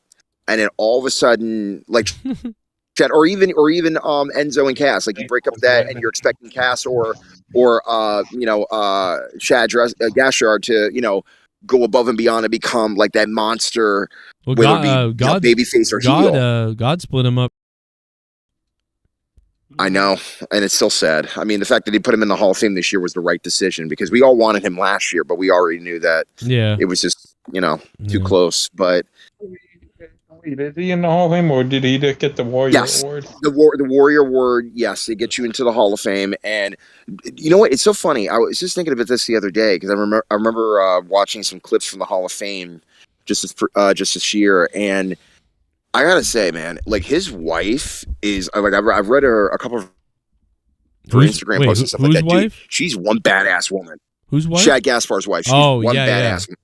Yeah, she's awesome. Yeah. And keeping his legacy alive, and of course his son, his son, I can only imagine how tall he's gonna be, and maybe he wants to pursue a career in wrestling and all that stuff. But again, it just sucks, man, that these guys like Shad and JTG couldn't get a run. That's why I'm sad about Santana Ortiz, because it's like the little engine that tried and just couldn't get enough steam to get the straps. And I think they still can. It's just a matter of them being booked right, because they were practically in the Inner Circle doing their thing, but they never got the straps. And that's what always bugged me.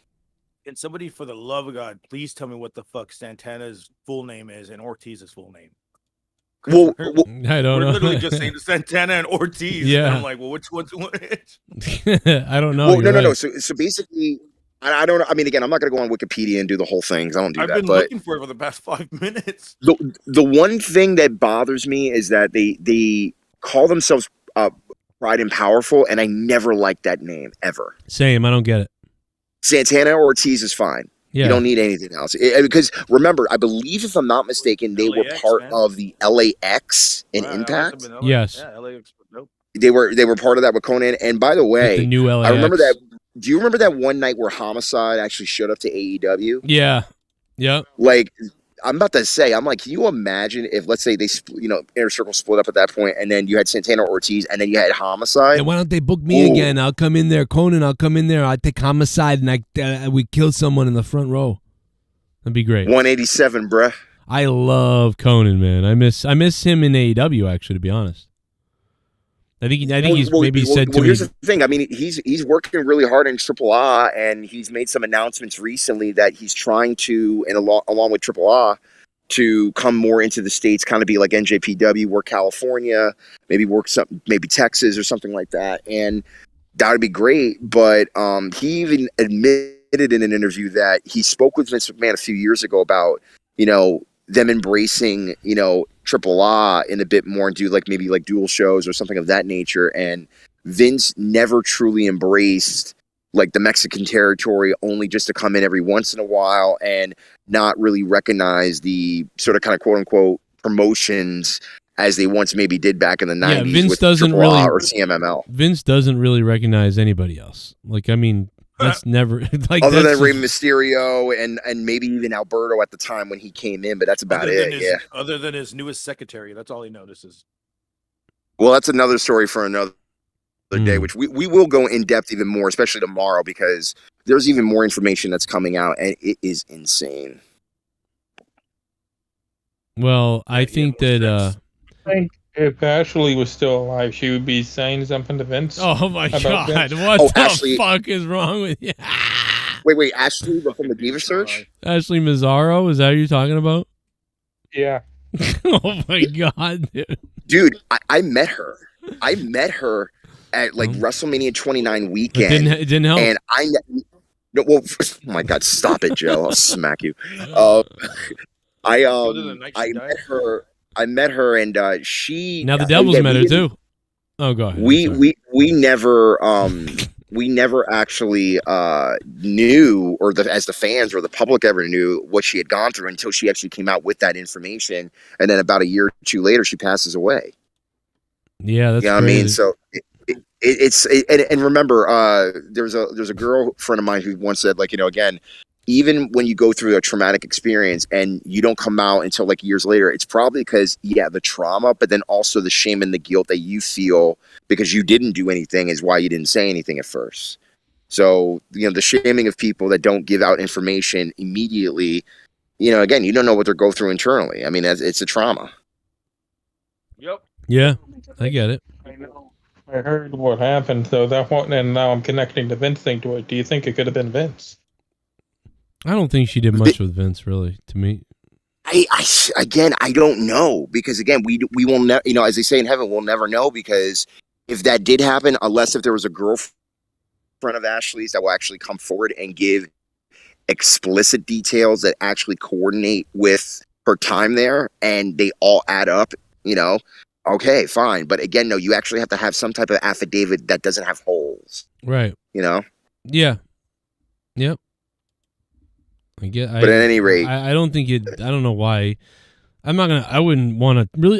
Just wouldn't want to speculate on someone who's passed away and we don't know what. Yeah. I don't know. I mean, unless there was an accusation that's there, I think it just. I mean, she's hot, or she was hot, so maybe Vince hit on her. I guess is that what the. I mean, I don't know. Otherwise, what was she? The 2005 Diva Search winner. Yeah, I think so. I wasn't. That was around the time where I wasn't watching a lot of the week-to-week show. I was only watching the pay-per-views. So I remember thinking, who the fuck? I remember is it was a different era. It was a different era then too, because remember, it was still the Divas era. It wasn't the Women's Revolution era. Yeah. Bra and panties were still a thing. When Ashley had the yeah. She's like, I'm Avril Lavigne in the ring, you know, basically, or sort of that thing. Like, I'm a sexy, goth-looking princess skateboard, you know, hustler chick in the ring. You know, that's what I saw. I was like, what is this? You know, I mean, she wasn't. I remember when I first saw her appear, she reminded me of Pink, the pop star. You know, that Pink, that pop punk sort of kind of star. Pink is thicker, but I know what you're saying, yeah. She got thick, yeah.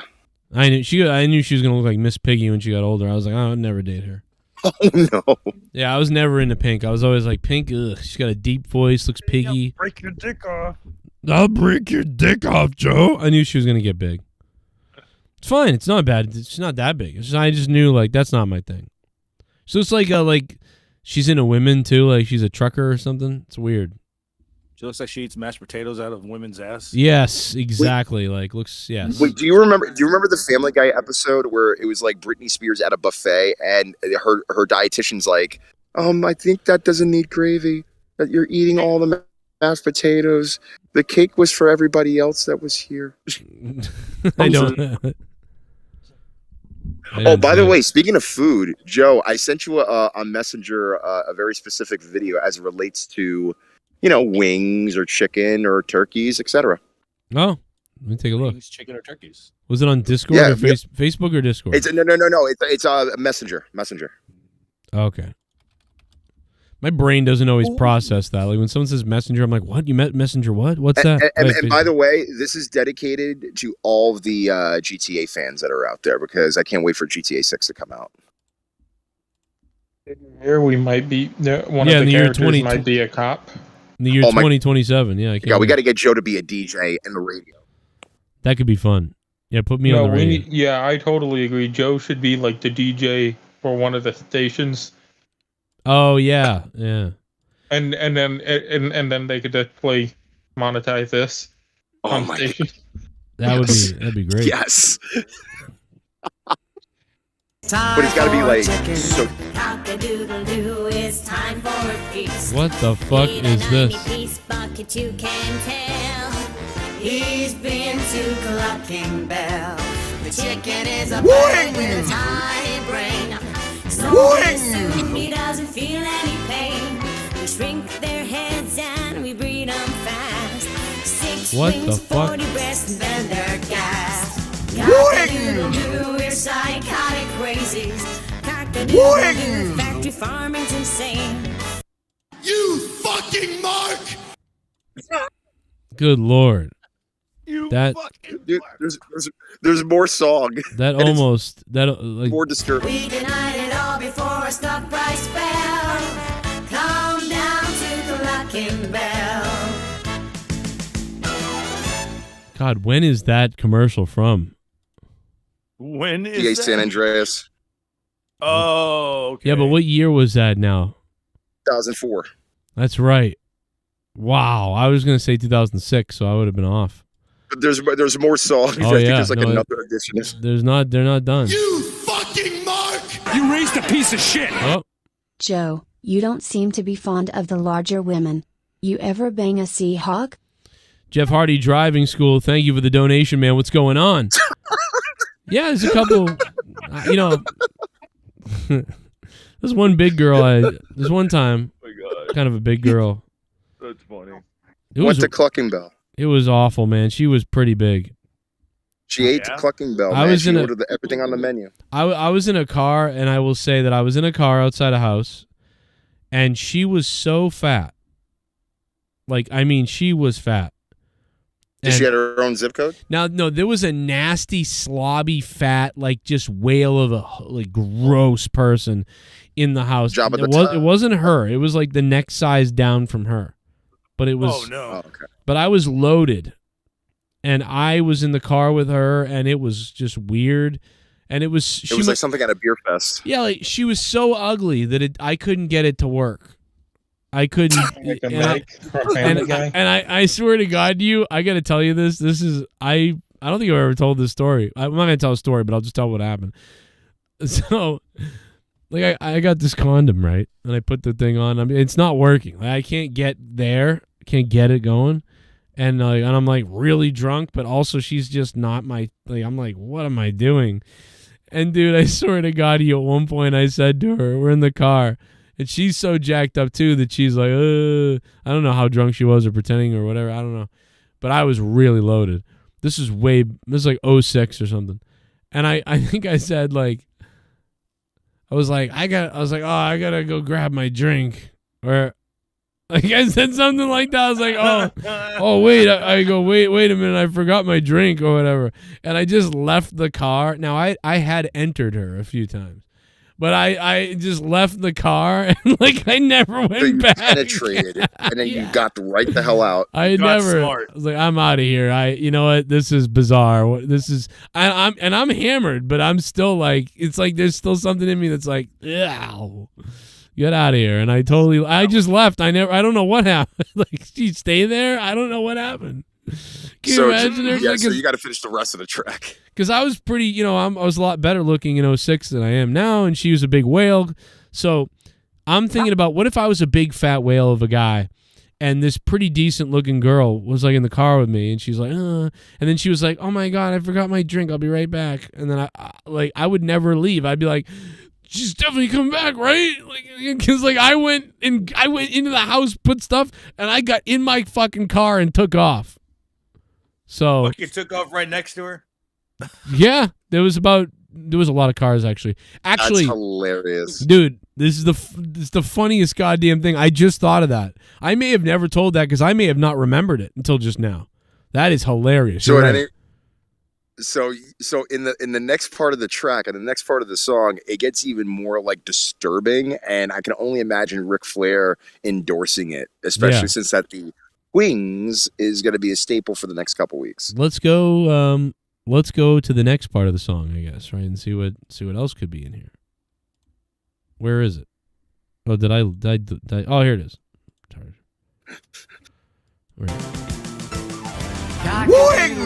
We're a huge corporation. We're gonna get with a copyright tonight, courtesy of Rostava. Hey. All you protesters can go to hell. It's time for Clucking Bell. Nagar. From the factory farmer to your plate. Is a sorry state. The pump full of chemicals. What the hell? They even make my breasts swell. Fill full of hormones so they get fat. At least we no longer slip in a rat. Let's just have chicken with a shitty smell, and that's why I love Clucking Let's just have Clucking Bell. Suffering never tasted so good. Suffering never tasted so good, Joe. That's what Ric Flair will say. Oh, yeah, it tastes like fucking chicken. Take my word for it. Tastes like shit. Jesse, Listen, you know what Jesse, what's up, Jesse, baby? Take away. You want to pay to play? You want to pay to gay? You don't got to pay me to be gay. He has to think about it. Wow. No. I'm like, why would I dare take money for something so enjoyable? I mean, I'll suck dick all day. Oh my gosh. You got to go to confession, bro. But unlike Garguts, I only want the big motherfuckers. I don't want that little dick shit. Oh, you want the truckers. You want the bar guys. You want the bikers. No, you want to bang biker guys? That far. I don't like that. Dude, their balls are sweaty. I don't want that. Balls are sweaty. Meat balls are heavy. Knees weak. Arms are heavy. So I'm gonna give AEW tonight a 6 out of 10. Looks like the chat has given it about a 6 or 7 out of 10. I'll give it a 6.5. There you go. 483 votes. I mean, a thumbs up overall. Give it a 7 because of the Moxley match. Yeah, what did you think of this guy? What's his name again? Because I keep calling him Takesha. What's his real name? No. It's that wasn't the original name that you called him. Take a shita. What'd you say? Take a shita. Take a shita. You want to see Take a shita? Hello, I'm Take a shita. Domo arigato. Now, for example, if he has a bad match, I'm assuming that's what you're going to call him, and you're just going to mock him like that, right? Right. Yes. Exactly. I'm going to. Yes. When he has a bad match. Man, what is how do you pronounce his name? I'm trying to look for it right now. It's Takasha. I wonder how Google pronounces his name. Everybody take it off, Takahasha. Hey, earlier today in my car, I don't know if you caught this, maybe Rastava did, but real quickly, since we're kind of moving on from the wrestling a little bit, still talking about it, but did you notice when I got this water in my eye and I spit out the water? What's this? You waterboarded yourself. Dude, the salt went in my mouth and it was nasty from my face. Like, it just tasted so salty. And then my eyes started burning.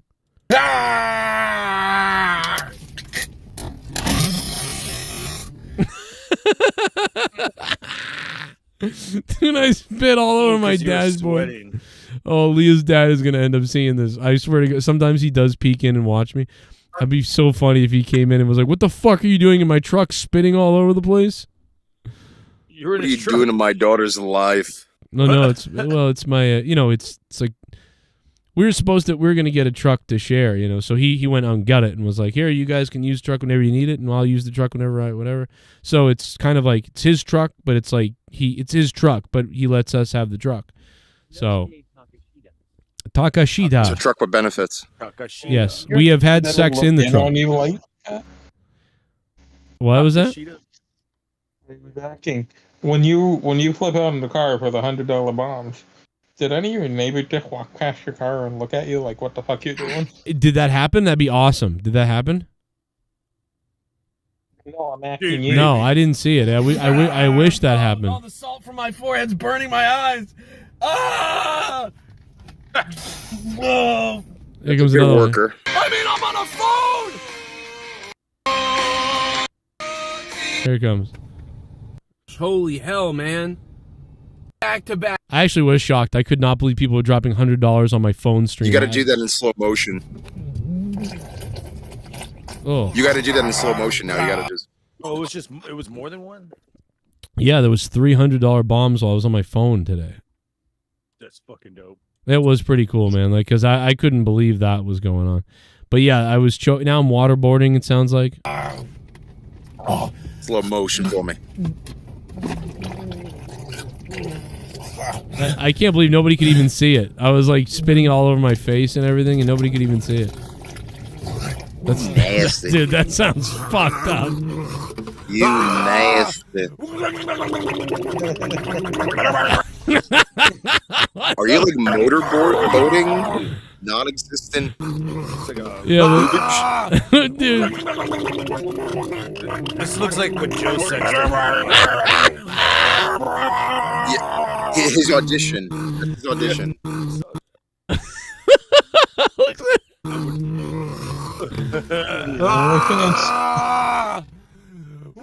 Oh my god, can you imagine that being his OnlyFans?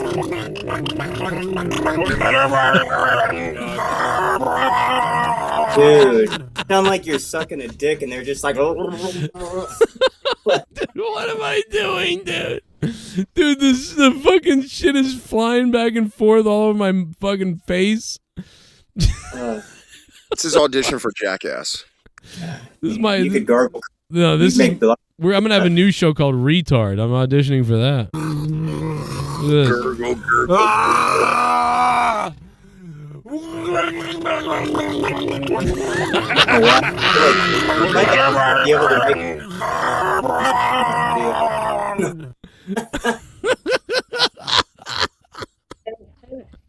Ryback would be proud. He'd be like, real "I pro. knew I hated you, but the truth is, I love you." I want to send that to Leah. Like, hey, you know what I want to do to you tonight? I'm not fucking. Like, oh my god, bro, that is weird. Someone wrote rabies. Yeah, it's rabies. See the bat. I knew it. That fucking bat, man. I drank that fucking spit. But that's what happens when the bat. It was a retarded bat. It took the bump and no sold, so it must have left something behind. Oh man. My account is still locked. Take a bat all day to lick fucking one window. Jeez. No. Only got little tongues, you know. The little tongues. Little tongue, little teeth. But little yeah, teeth never hurt. Well, a little bit. Well, yeah, I guess they can sometimes bite you and you don't realize it, like when you're sleeping, because they're so little teeth. I don't know though, dude. I wake up to that. I feel like, but I don't know. Maybe not. At any rate, Joe. So I'm not. There's a little bit of some news for you here. So in New York, there was a premiere of a future wrestling rock musical that is in development. It's called The Last Match. I was actually at the event that was showcasing some of the music that's being developed, yeah, and it's actually run by these producers based out of New York, New Jersey, and it's still in development. And I believe they're going to be doing readings sometime in the late summer. Oh God, what is that? What do you think that sounds like? A wrestling rock. Well, I think Rock of Ages meets Rocky. That's pretty much what it is. Like, this is my last match. Like no, it's not quite like that. But I will say though, they actually had a few special guests that were there. One of them was from American Idol, one of the talents there, and one of the actually other great singers that was there was from The Amazing Spider-Man that's on Broadway. Oh. So he was there, and I actually met him a little bit. And so the guest of honor, the MC was Brutus the Barber Beefcake. My last match. Oh, this God. is my last fight. Oh, no. I must step into the ring and perform.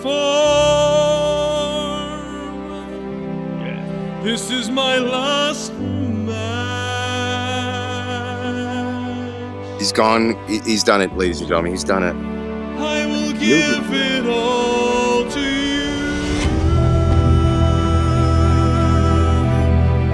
This summer, a musical nobody ever expected.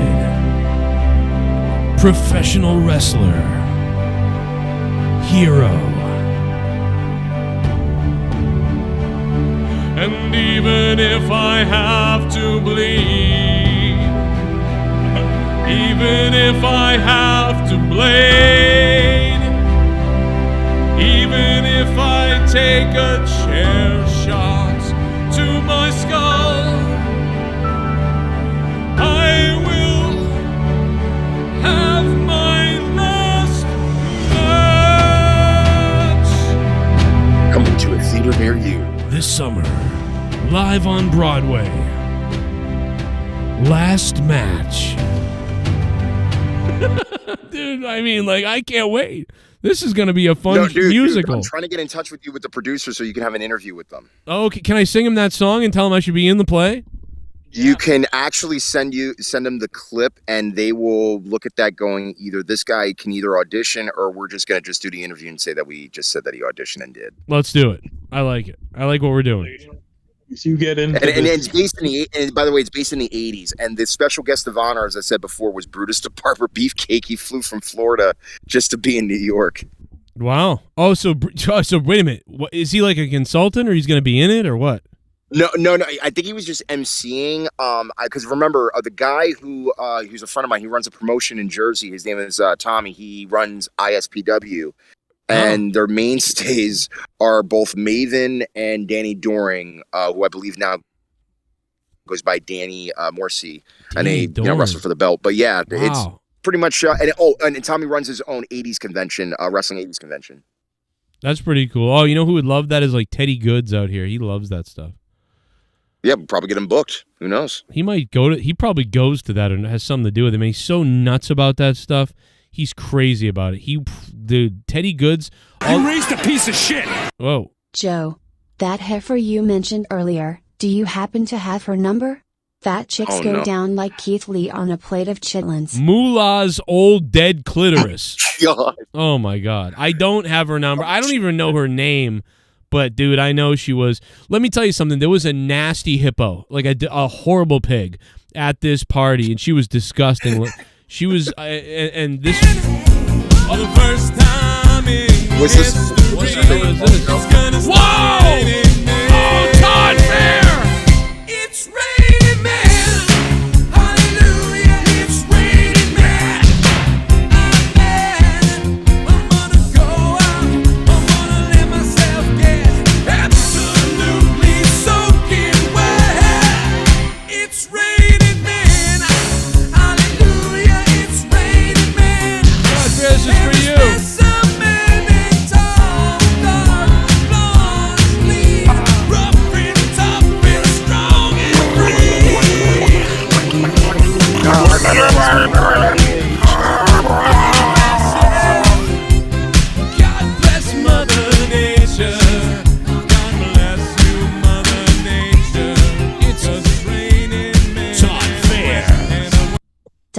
was a 4 out of 10 tonight, blah. Oh, hell yeah. Dynamite was a 4 out of 10.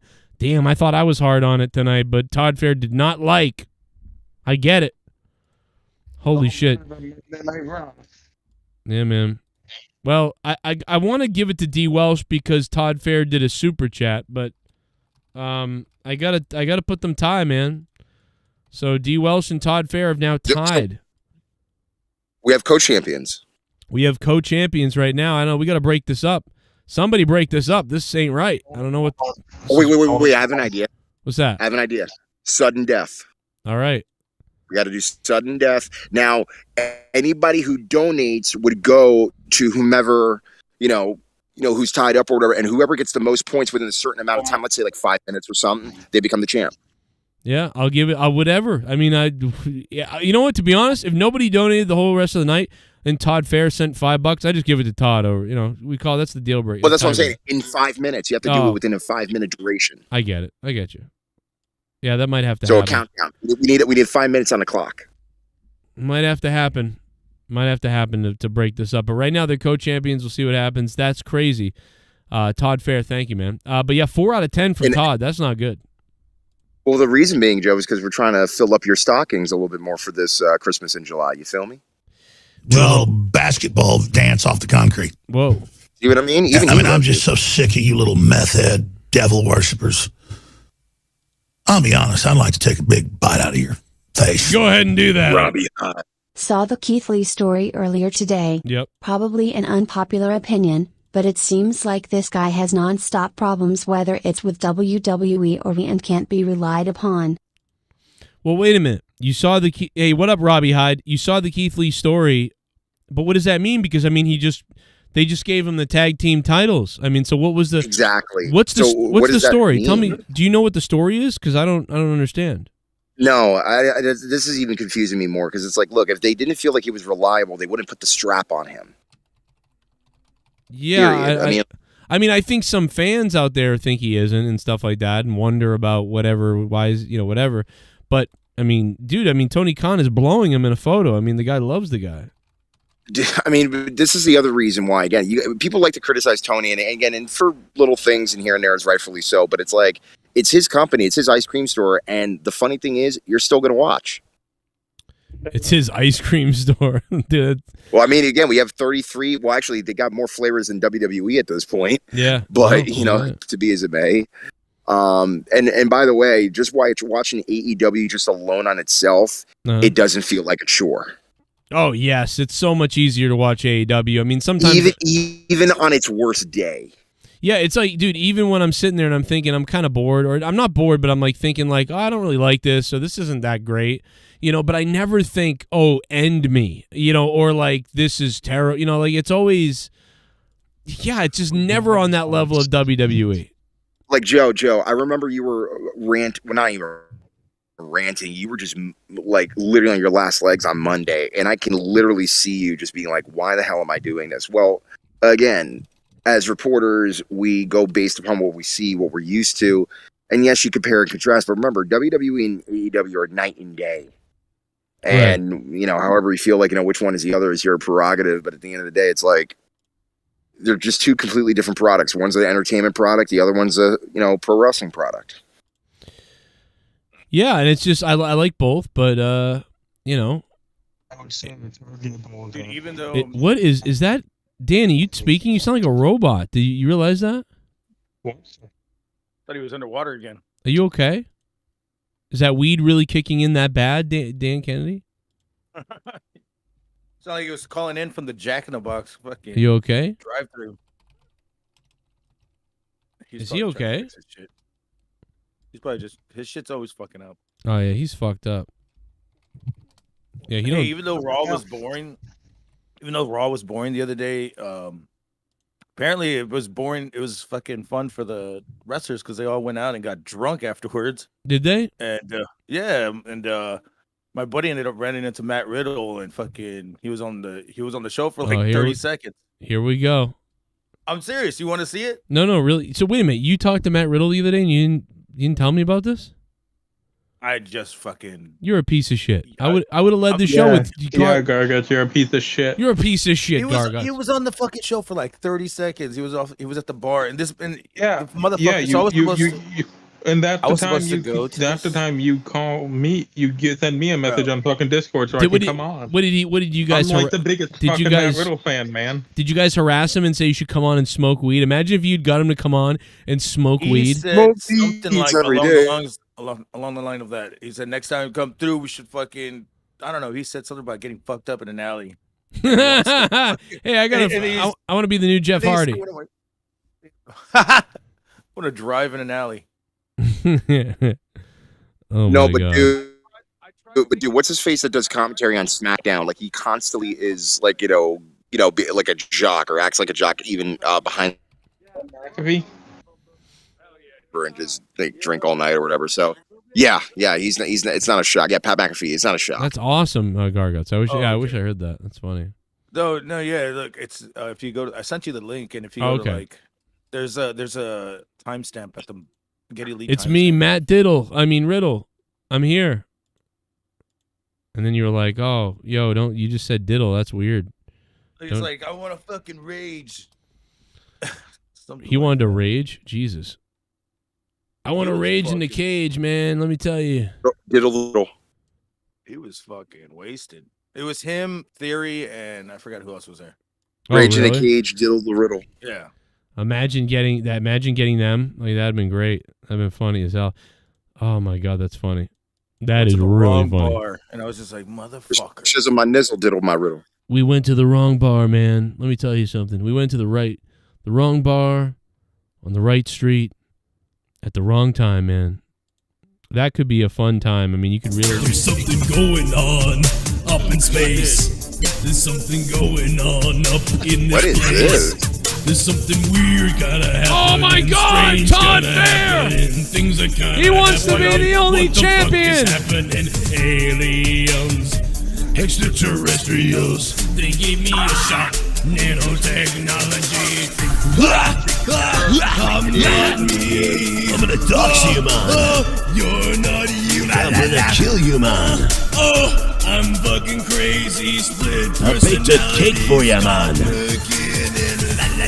I baked a knife for you, man.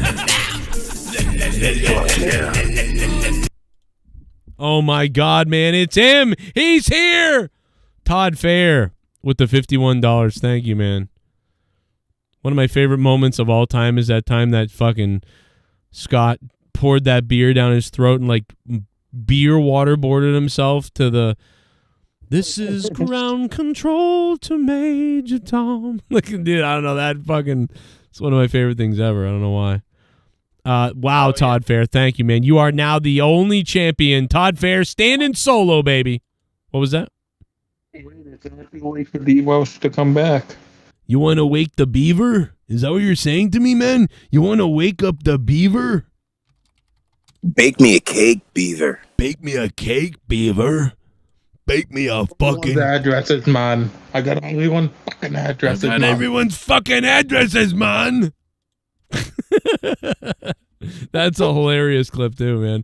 I remember that. I think that was YR that did that.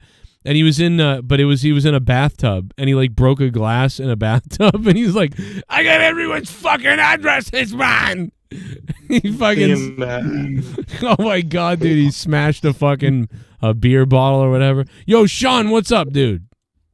What up? What up? Yo, can you hear me? Yeah, you're a little weirder sounding than usual. Sean. Sound like you're I in a know what it bathtub. But yeah, figure that out, and then go ahead. Figure this shit out real quick. You figure it out, brother. And then you call me up, and you come over, and you give me the biggest blowjob you've ever seen. This program is brought to you by the Joe Cronin Show, the fruit salad of your life. The fruit salad in your friend who likes men's life. Get your fingers out of there. Todd Fair, thank you for going alien on all of us with that $51 donation, man. Holy shit, bro. Buy me a mask. Thank you, bro. Wow. Or a plastic flow, buy me a mask. This is a crazy day, man. Hey, look at Garguts' crotch. Yo. Yo, Sean, I gotta what's go up? buy beer. It's almost Go buy that beer, man. What was that? Yeah, I can hear you. You're better now. What's up? What's up with you? Oh my God. Just chilling, man. Smoking, listening to the podcast. Feeling like I didn't even watch AEW tonight, but I'm kind of glad I didn't because I saw Tony Khan post on Instagram with the new tag champs already. And you know what? The AEW faithful are right, bro. Tony's the biggest mark for the former WWE guys. It's more guys from the WWE that have belts on them now. Like MJF has every right to be pissed off. Yeah, dude, this is weird. Wait, are they fucking over MJF? He's the best fucking thing in wrestling. He hasn't been on TV in 5 weeks. Yeah, so Jesse, basically what happened was MJF was supposed to go to a signing the day before a pay-per-view a couple weeks ago, and what happened was he no-showed. He was mad about something, whether it was regard to what he said on TV, we don't know yet, but when he showed up on TV the very next day after the pay-per-view, he was aggrieved. He pretty much did a work shoot like promo. It's got like millions of views right now, and he's not been seen since. As a matter of fact, right before he left, CM Punk is coming out during the break, and MJF leaves through the audience. You fucking mark!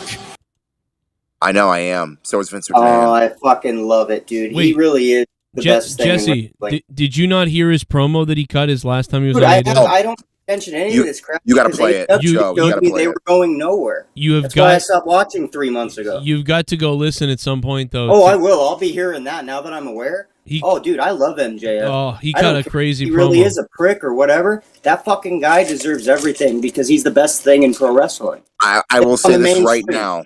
I will say this right now, and I've said this before. He's probably the most important heel outside of Roman Reigns in North America. And he's a great worker. He's not. There's a reason he doesn't even have that many matches. But when he does, it's fucking epic. Because it's must see. It's must see because he makes it valuable. And you want to know the funny thing is, he's only 24, 25 years old. Yeah, he's got it, dude. He's fucking got it. Like, yeah, he's what we. Dude, I'm glad he's stepping up and sticking up for himself because fuck that. But I promise you though, if he were to go to WWE now or sometime in the future, they're not going to cash in what he already created. It's going to be so different, and it's not going to matter as much. They don't deserve him then. But if they're smart, they'll work with him and they'll let him write his own shit, and they'll just have to approve it or whatever. But they'll let him control his own shit if they actually. But that's the problem. That's just the problem. If he does it with MJF, he has to do it for everybody, and that's not going to happen. That's true. Yeah, that's right. Wait a minute. First off, not to be in. He could go to TNA and single-handedly bring their ass up, and if AEW keeps doing this mark shit, that's very like short term. That'll never last. I get the aspect. Go ahead. Who are you saying could go to TNA? MJF. I can see. Here's the thing. All due respect, do you think MJF, valuing himself the way he values himself, would go to TNA in the state that it's in right now? But like if he was doing it for a different reason, he'd have to know that like if that's the only place he can actually do his thing. That would be the only reason I could see him. AEW let him do his thing, but they better have the money to pay him though. That's here's the major. Right. I think no one's going to be able to see you. The major thing I think do your fucking thing. Yeah, the major aspect I think we all agree on is that even if you were to go to Impact Wrestling, you got to understand the management is not like what it was even 10 years ago. And that was still more of an improvement of where they're at right now based upon their popularity. Yes, granted, they're still around. They're basically the cockroach of professional wrestling at this point. And until they actually have ratings that are even remotely even close to AEW's ratings, I'm not seeing it really. They are going to get that though. I think people that watch AEW, unless they're really even a bigger mark than Tony, they're going to probably all switch. Some of them might even say fuck AEW altogether because of this whole thing. I don't know. I hope he could go to WWE because to me that would be great. I've been dying to see him in the Miz do something. The only way he is big enough to be able to do the MJF thing in WWE. Sure, he won't get to say fuck all the time, but you know he could still be a great heel. He doesn't have to cuss. The only way. But the only way I'm going to see MJF in WWE, even within a year or 2 years or whatever, is that Cody will definitely vouch for him as to say, let this guy do his thing, or let me work with him coming in. I know this guy. Let you know.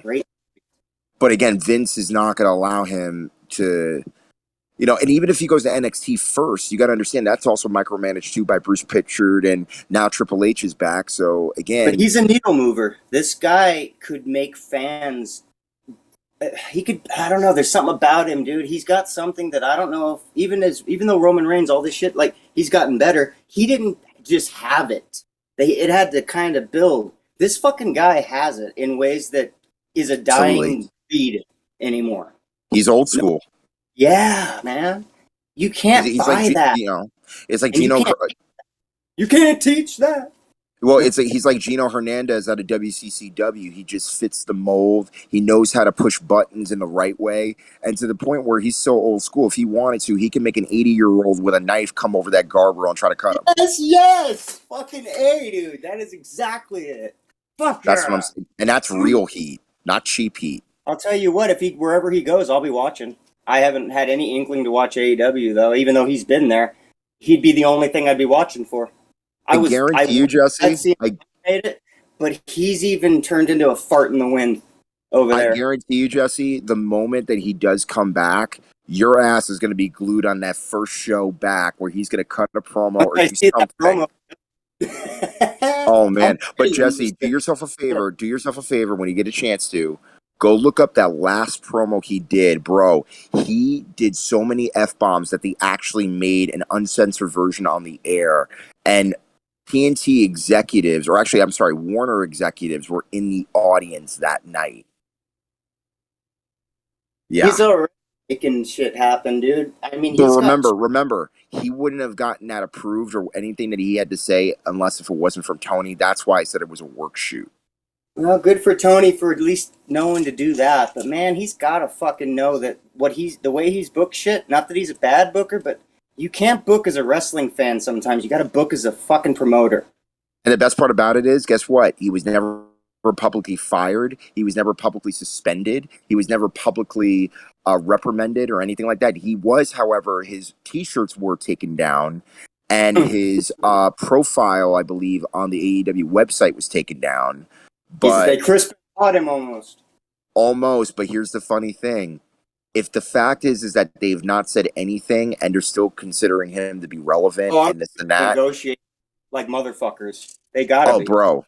Well, here's the thing. Remember, you signed on the dotted line exactly what you knew you were getting yourself into. And that's really the argument. It's more so a contract thing.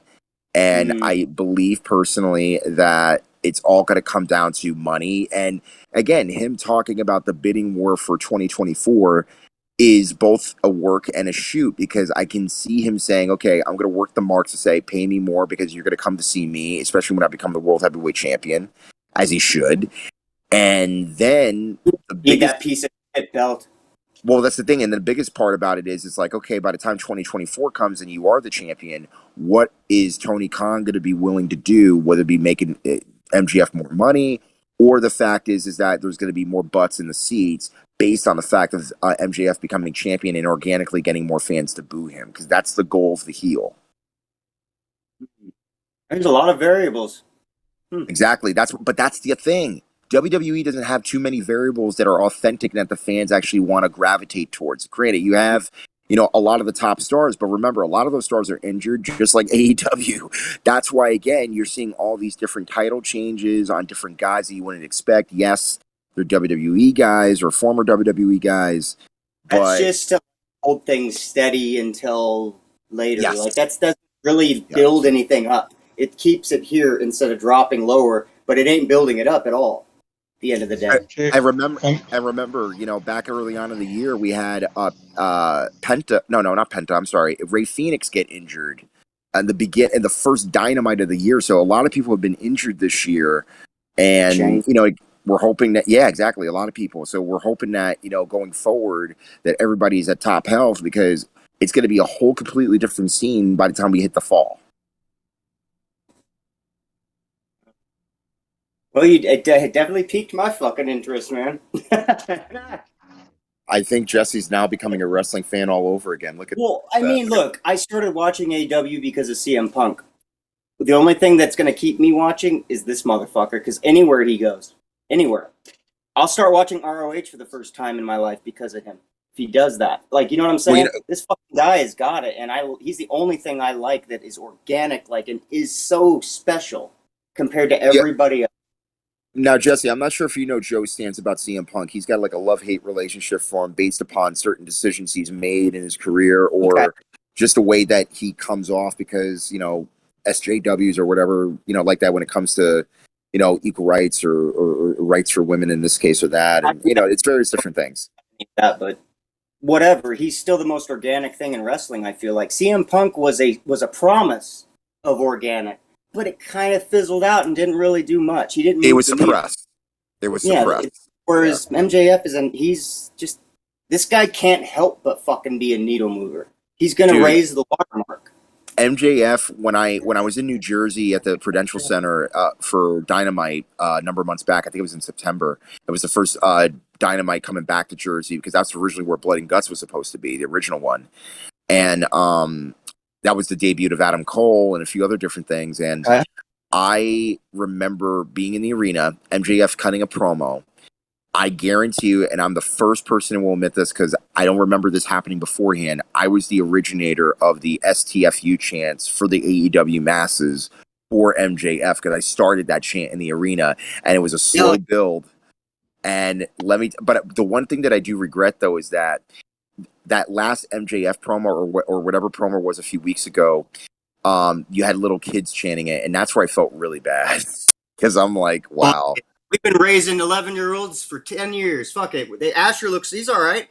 So is everybody. They're fine. They're not just because your TV is your babysitter. That was whoops. Hey, I will say MJF is one of the last true heels because when I was at the AEW show in Boston, the show that I caught the shoe from Cody, he got people. There were a couple people that actually tried to jump the barricade. Never broke character. I love it. Never broke character. And matter of fact, most of the interviews that he does outside of AEW, he's in character. Breaks character.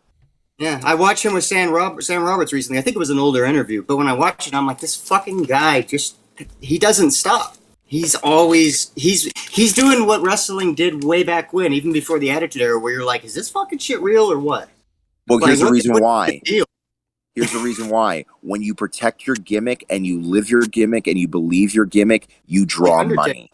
That's what it's about. It's about drawing money and authenticity. And again, every time granted, remember when Roddy Piper in the 80s was like, I remember one time when he was doing the build up for the war to settle the score. And Roddy Wright Piper is getting interviewed by a lady interviewer. You know, and he's talking about Cyndi Lauper when he's like, you know, we're in the ring, we're supposed to fight. You got 110-pound woman trying to, like, you know, be up and say, I'm like, I'm sorry, girl, you have bad breath, get out of my face, blah blah blah blah. And then the interviewer is like, but she's a woman. Roddy Piper's like, hey man, you know, I don't care if you're a man or woman, you get in my face, I will knock you out. Hell yeah. And this is in the 80s. No, yeah, dude, Roddy Piper had it too. Like he said shit all the time that was like, even in WWF, where it was just like later on, where it was just like, wow, this fucking guy's like, you know, you knew it was a work, but at the same time, it was like, it didn't make you feel like you were watching something that was insulting your intelligence. You know? Dude, it's like when actors on sets and they get into character and other actors get mad at them because they pretend to be that character. Oh, and like method actors. Yeah, but in wrestling, it's like you're supposed to do that in wrestling for the most part. Yeah. Also Jim Carrey. I mean, when he did Man on the Moon, he was trying to be Andy Kaufman. Which, by the way, Joe, we have some news. I'm not sure if you shared this or not. Dark Side of the Ring has been putting feelers out. Now, it's not official yet, but apparently there's been a casting call for somebody who looks like Andy Kaufman, and that looks like it's going to be one of the episodes for Dark Side of the Ring season 4, allegedly. Okay, like someone's gonna play him for their video in the background. Okay. Gotcha. But here's the thing, Joe. Still alive. But here's the thing, Joe. I don't think that we're gonna get the type of Dark Side of the Ring we've got in the last 2 seasons because they are now in WWE's wallet. Yes, Oh, dude, yes. and I just, dude, they're great and all, but they're pretty agenda driven. The only episode I saw that when I was like, holy shit, I don't know if I even want to know all this, was the XPW one. I That never was- want to watch that ever again. It was so dark. Right, dude, that was insane. Like it that made was- even emo people going, "I'm booked. I'm taking a day off." That made you just sick, dude. It was weird. It was, What episode? What season? Really? What episode? Dude, I like that episode. That one was fun. Well, no, I'm not saying I didn't like it. I'm saying that it was the only It's one that hardcore, bro. Well, it didn't have agenda. All the other ones I watched, I barely could get through because they could Which, by just the- tell they were agenda driven. They were Which, by the telling way- it. Which, Go ahead. by the way, XPW apparently is allegedly coming back, and that's Oh, boy. scary. Good luck with that in this climate. Yeah, Oh right. God, SJW's everywhere. It could have worked when it Hey, did Joe. before. A whole different Joe, time. You should apply to be a commentator there. oh, here we go again. Oh God. You apply for me. Yeah, and I'll call all the wrestlers cunts. As Jesse is breaking the bottle of Jack, we're getting Joe to be part of the XPW commentating team. Oh my God. I'm making a Lemmy. But you got to talk like Oh, Lemmy. That's how it Jesse. works. Jesse, you want to smoke some crack with me? Nope. Nonetheless, Joe. Never- So, what do you Man. think of Dark Side of the Ring going for season 4? Do you think it's going to happen? Oh yeah. I don't Joe. know if it'll be good, but why wouldn't it? It's even I'm gonna at least take a look, but I don't know if I'll like it. But I mean, I'm gonna at least watch. So yeah, why not? I mean, Why wouldn't it? Is I there would any love kind there of to be talk one. about it not happening?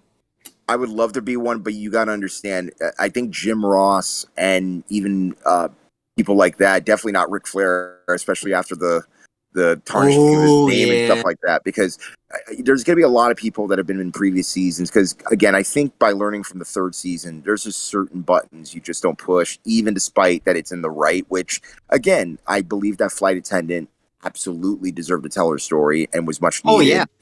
Yeah. But Tommy Dreamer though, and people like that, again, It was so stupid. He didn't do anything wrong. yeah, Poor guy. it was just the way that it was framed and how it was executed in the final cut. So I just wish that, because imagine if that They was need to not. watch- People need to make sure that they get to see, like, they need to put like in their contract that, hey, look, I want to look at the final cut of everything that was edited with me, and I want to see the context before you. I agree. Otherwise, you air it, or you take me the Right. fuck out. Yeah, because They got to. They have to, or you're right, it won't work because they won't be able to talk to anybody. Everyone's going to be worried. Yeah, because Jim Ross even said on Twitter that it's just like, I don't even want to, why I'm doing this episode, but I'm talking about it because it happened. But I'm like, I even tweeted Jim Ross and I told him, I'm like, yo, bro, I know that was very difficult to get through, especially with all the feelings about Dark Side, but you did an incredible job at least telling the story. Yeah, he did. You know what I mean? And don't get it twisted, JR, you know, being in talent relations, dealing with guys like Scott Hall and dealing with people like that didn't know how to take care of themselves. It was a chore and a half, and it was a thankless job. That's like equivalent of being a stage manager at a theater house. Yeah. No, yeah. Jim- Nobody fucking. Yeah, they don't realize how much stress that guy was under. Like, every little gripe, every little thing, he would really take it down and go see what's up, regardless of the results. He had to deal with all the headaches to make it all work. And remember, that boy earned his paycheck not just as a commentator, but as somebody behind the scenes. So, again... Motherfucker should be getting paid for the rest of his life as if he still worked there before what he did for that Oh place. God, Jim Ross. I mean, we always make fun of him because of, you know, currently what is still going on in commentary. But honestly, Jim Ross is a treasure in this industry. There's nobody. Damn right. He's just a great. I'm glad he's just around in life. He's just a good motherfucker to have on this and planet. funny and dry humored, and He doesn't bullshit you too. He has integrity to where he will not be able to sleep at night unless he does things a certain way. And if he does have to do things in a different way, he regrets it, and he will to the day he dies. Because that's the way he is. he'll also admit He his passed mistakes, on through the too. cancer, his fucking death of his wife and shit. That man, fucking Me, relentless. dude, when Jesus, anytime he talks about her, I still tear up because of the way it happened and just all of that. I met Jim Ross. He's been cool to me, so he's been a cool dude. Yeah, That I use his You're all barbecue sauce that as doesn't count. lubricant. I'm kidding. Nobody even laughs. Wow. Yo, Jesse. I'll MJF it. Hey Jesse, when you get a chance to look up Jim Ross's sit down with Paul Heyman in New York. It was a few years ago. This is after Janet passed away, his wife. And Paul Heyman put Jim Ross over with that crowd and basically just told him, like, look, you know what I mean? We've, fought over BS, but it's like, if anybody deserves a standing ovation, it's this guy. And they gave him like a 7-minute ovation, and Jim was... What is this on? How do I look it up? YouTube. What was it? YouTube.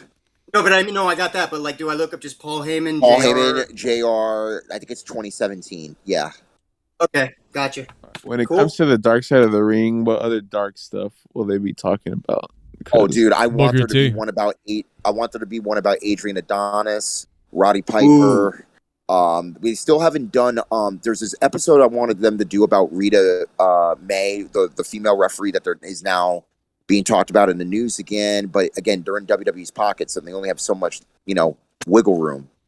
And also, so wait, that's why I didn't know that they were in WWE's. But like, is that why they got so bitchy at Tommy Dreamer because of all that? No. So what happened was after season 3 had ended, WWE gave them an offer that they couldn't refuse, and basically gaped them to basically work for them, especially on projects that they were working on that was competing with Dark Side of the Ring on Vice, which, by the way, is still considered the most popular show that ever came out on the channel. That's why they kept on getting second and third seasons. Yeah, I hate that though, dude, because that just is gonna make it. The reason that I barely could get through some of them is the reason that it's now that's going to be worse because of WWE being involved like that.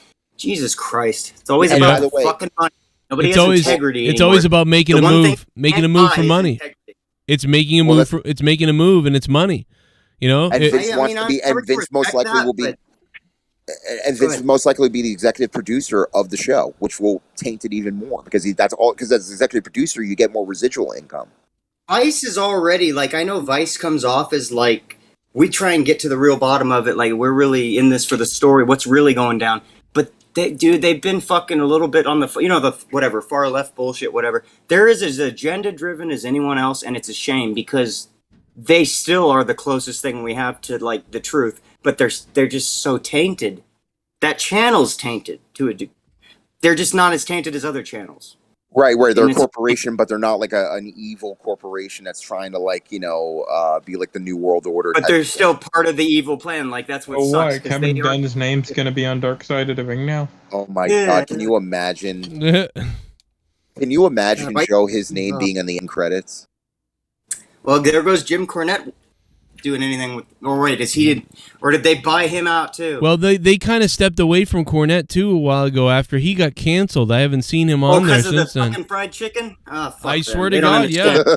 I really do. I think that's what right? Because I haven't seen him on there since that happened. You know how many Ethiopians would love some fucking fried chicken? He was right. I know. I want some. They should do a Dark Side on Alyssa Masara. Chicken fried chicken, bitch. No, we just had the clucking bell. They should do a horror side on her. Ooh. Episode on that CM Punk Colt Cabana podcast episode. They should. Yeah, they should do one on Colt Cabana and CM Punk. That would be the battle. Nothing's dark, man. They gotta bring some Jews. more dark shit. They should have a match. They should have a Tony Khan overdose on coke. Oh. Now we're talking interesting. Oh my Tony God. Khan is I love you guys. I'm just so glad to be here in AEW. I bought every other wrestling company. You know what they should really do? If you want to do a traditional Dark Side episode, they should do one about the history of racism in wrestling. Because that'll be like WWE's not touching that. Well, that's what I'm saying. Yeah, if WWE's Dark Side out. did it on their own. Tony Atlas. Oh my God, he'll fucking Not even that, but like, look at fucking Muhammad Hassan. He wasn't even fucking Arabic. He was Italian. I don't even know why. Shit. Vince McMahon wasn't a racist. He called me Jungle Bunny, but he wasn't a racist. But he used me that Coco Beware doll over there. He wanted to call me Jigaboo Johnson, but Oh no, that's what he told.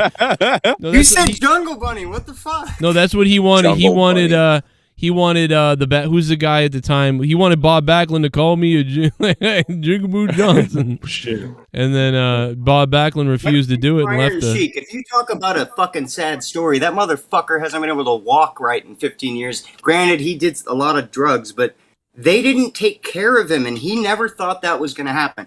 he always thought that the work he gave was going to earn at least to be taken care of down the line, and you could tell there's some interviews he did where it hurts him. Oh yeah, deep down that like. Remember, he was riding with Hillbilly Jim, and he got pulled over for drugs. Yeah, that's no reason to. You know what? The real. I'll tell you what the real reason is that he was smaller, and that unfortunately, I think Vince took over for his dad. And I think his dad valued him more. You know what I mean? He was strong though. That's not even. Dude, that guy was a brick shit house, man. Well, dude, remember in '82, Vince Jr. bought from his dad, and then in '83, made Iron Sheik the champion, and then a month later lost to Hogan. God, I wish he'd have just broke his leg. Fuck his ass. Oh my God! I break your leg and make you humble. Mock him humble. I make you humble. Look, they could do Iron Sheik. Whole story of his, like, because his is The Rock sad. just take care of him. Given that all the work Iron Sheik did for the Rock's grandmother promotion. I did it for the Rock. Yeah. I did it for my Joke people. of the night, right there. I did it for my mustache, pubic hair. He did. I did it for the cocaine. Oh God, that's too real. They should do an OnlyFans on Mick Foley and his daughter. Fuck your mother, you jabroni fuck. Oh my God, Gargans did a perfect impression. That's awesome. Fuck a Brian Blair. And I can't do Yo, it. do you remember these? Wait, Jesse, do you remember the interview that he did with Gene Okerlund when he chokes the chicken?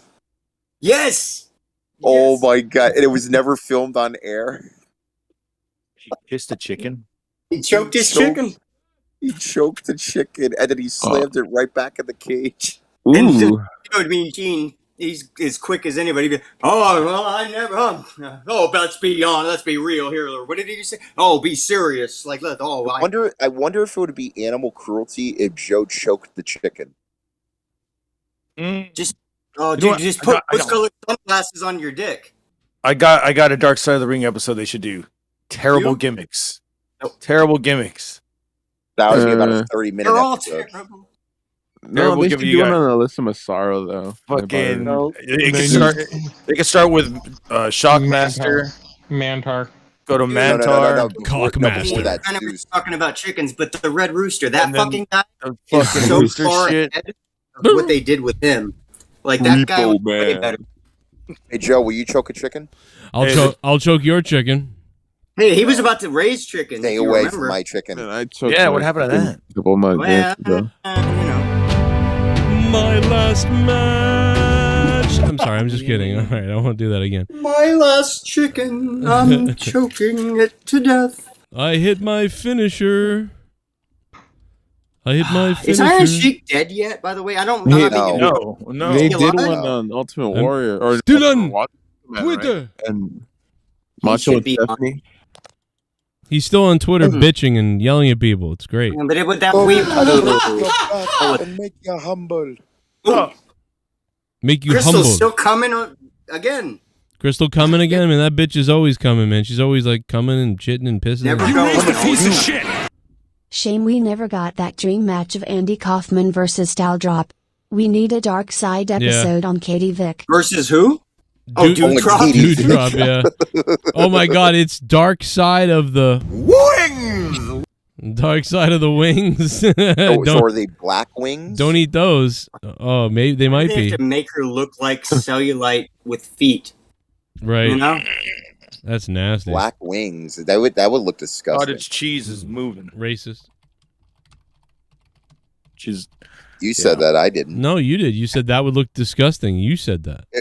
Because again, it would look like it would be undone. It looked like it would be unhealthy chicken to have, just like all black. See, dude, I like them barbecue or well, yeah. Or you know, that's what I regular original. Is your burnt? Yeah, I don't want. The only way to get them black, just burnt. No, dude, they never burn. They're that's what Cody said about brandy. No, I like them burnt. I like them crispy.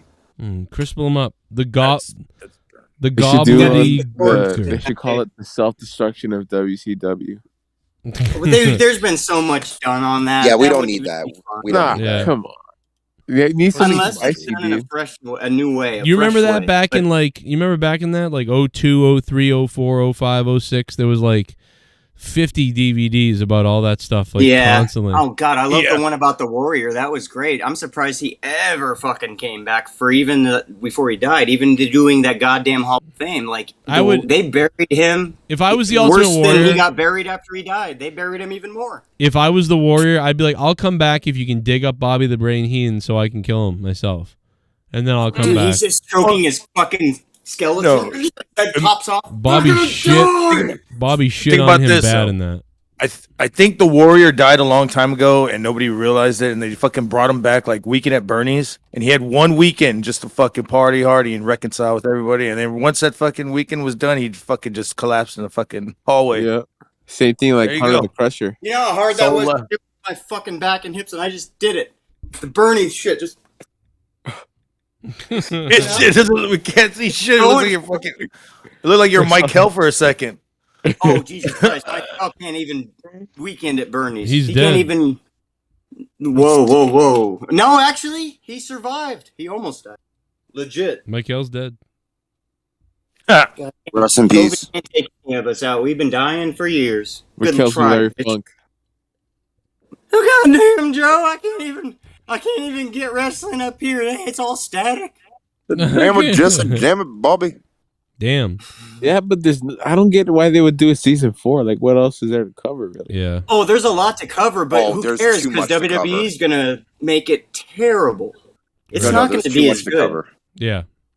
There's so much, dude. Wrestling's Matter of filled with fact- nothing but darkness. There's barely any light in There's wrestling. nothing but if you really look at it. There's nothing but darkness in the fucking. All right, I gotta get I off was the air. gonna I say went what- way too late. What are we gonna say? Let's close. I gotta close it out. What do you got?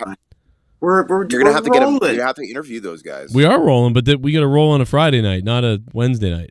Who gives a shit what day? The day, like we could be like, oh, it's going to be great. It's Friday, and then it sucks. But No, when that's you're true. rolling, What happens you're when you rolling. drink We're Jack? rolling. We are rolling. I agree. No, dude, I just started drinking. No. I'm saying you got to take advantage of when it's organic. You can't fucking fabricate it. You can plan it, but it doesn't mean everything goes to plan. That's but true. when it's unplanned and it's great, you got to roll with it. Yeah. Damn straight, brother. I'll tell you what, He said Jesse's it. on Otherwise, fire. Garguts, start fucking putting your channel. You're up, on you fire, fucking Jesse. pussy. Jesse Well- is on fire, damn. He's about 3 No, cups. I'm just tired of this shit. Like, dude, if like, come on, dude, you never put your shit over, and you can't make everyone else do it. You Like- got to have the balls to put your own shit over, Garguts. Well, agree. is it? I On a mean, night like tonight, you should be able to get 100 subs. Matter of fact, Joe, put it out there. Come on, you can do this. You're a Jesse, fucking car salesman, man. Jesse, are you all right? Are you all right? You like, you know? Oh, dude, I'm just tired of horse shit. Yeah, You you were know, a doctor. you know what I'm tired of? Everybody I love is so used to eating horse shit. I'm like, don't you want a real meal for a change? You know what I'm tired of, Jesse? Is you know, you being a drug The dealer. IRS? Yeah, the IRS. I'm tired of that. I'm tired of the IRS and everything else. Dude, I'm tired of the DEA. Fuck these acronyms. Yeah, dick in balls, asshole. Dude, I'm about That ready sounds to like a get law my next firm. You know- years of income out. You know what I'm penalties all just to sue the fucking DEA. You know what I'm tired of? I'm is- not even kidding. I'm tired of people afraid to be in my chat, and then Well, then they don't deserve to be. that's what I'm tired of. I'm tired of scumbags. That's what I'm tired. No, I'm just kidding. Then Um, we don't want, dude. I I don't know, want it's someone who true. doesn't want to be fucking. If they don't want to be in your chat, fuck would we want them? Fuck me. Go Your fucking Read your link. bedtime put the story. link out. Garguts. Trust me, guys, it's great, man. Go where over there. everybody hates me that won't come here, but they'll go there. What? I'm just kidding. No, but Garguts is he Garguts back? He went out to the store to get alcohol or something a minute ago. I've been Garguts back. has been back. Oh, he is back. I didn't even Yeah, I look. heard. Whoa, wow, that's how good You can't you're hear. doing. Wow, how quick is man? The store is right near you, huh? Yeah. Yeah. Store's right near you. Well, It's like bring the 2 same blocks energy away. on a Friday and Saturday. We'll get wet. This guy walks about a mile every step. He's If this it's life. tall motherfucker. Yeah. Bring the what on a Friday, Saturday? Did you run out to get alcohol? Is that what you did? Yeah. What alcohol hear did me? you get? No, I got Steel Reserve again, Thank but I God. got in a can this time. Oh, thank in you, a can God. this time. In a can. Thank you. No, Oh, I was Jesus gonna. Christ. Those At least you went from fucking dude. plastic to- Those were giving me anxiety. Staring at the fucking plastic bottles next to him. Those gave me Oh goddamn my anxiety. God, I hate that too. I really Yeah, do. you know what? After a while, it kind of pissed me off that they're in bottles, and I was like, "Yes." It's with a beer like that. that was weird. Even the glass, you can taste the fucking metal of the cap. You can taste the shitty glass they used. I really This one has a different taste because it's fucking metal or aluminum. So I'm just like, oh fuck. Ugh. You're tasting But the whatever. aluminum. Yeah, Yeah. it's wonderful. Well, Fuck it. When you get a beer like that, you're lucky to taste anything other than hell. Oh, You know, man. it's easier on the fucking wallet, man. They do a King Cobra, brother. Those are a little bit more palatable. Yeah. I haven't had. They don't have. You them haven't in- had a King Cobra? It's just as shitty, but a little less shitty. I can never find the 40 ounces of that, but You don't what need the them. hell else Just do make they your sell own them in? 40 ounce. Make your own 40 ounce. I gotta get up really early. I gotta You're get out right. of here. Peace out. I All love right, you we guys. gotta go nap. I gotta go to Fucking your bed. shit, bitch. I know. we're gonna be Sorry. over there. We're gonna be Oh, over there. there, where is there, dildo? We're gonna be You're at over my there. channel. Gargant's Argot's Entertainment. There you go. Thank you. That's what we're gonna be. We're gonna be doing that God, I want to cut your dick all off. night right You're now. a real bitch. What up, Louis? Jag Jag DePanzer probably. What is happening? Jag DePanzer probably linked it, so check out Jag DePanzer. Well, either way, dude, he should be linking it himself. He's a cocksucker. He has no link. He has Yo, no dick. I'll give you a link. I'll give you my link. Yes, Yeah. dude, I'm sorry, but dude, you haven't dealt with Gargants Well- like I have. I feel like we're fucking married. Ugh. Yeah, that's nice. We don't even get to bang or anything. Oh boy! All right, I'm just gonna have to cut him off because he's on crack right now. Anyway, Jesus Christ, bring that fucking passion on a Friday night, will you? Fucking goddamn, man, this fucking community is hilarious. Anyway, yeah, jerk me off and kill me. Good night. See you tomorrow. The leeches come out.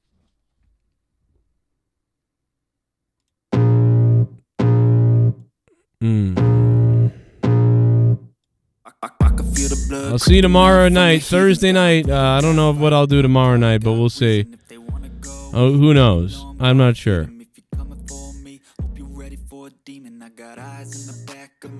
Did I get all the donos played? I'm sorry.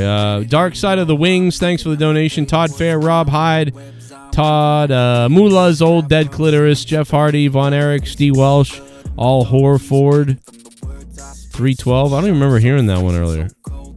Cody Mastro, Yates, Joel, 21, 1984. Thank you. Botch Club. Check him out on Instagram. J. Rod, Keith Lee's Soul Food Van, Alex Oli.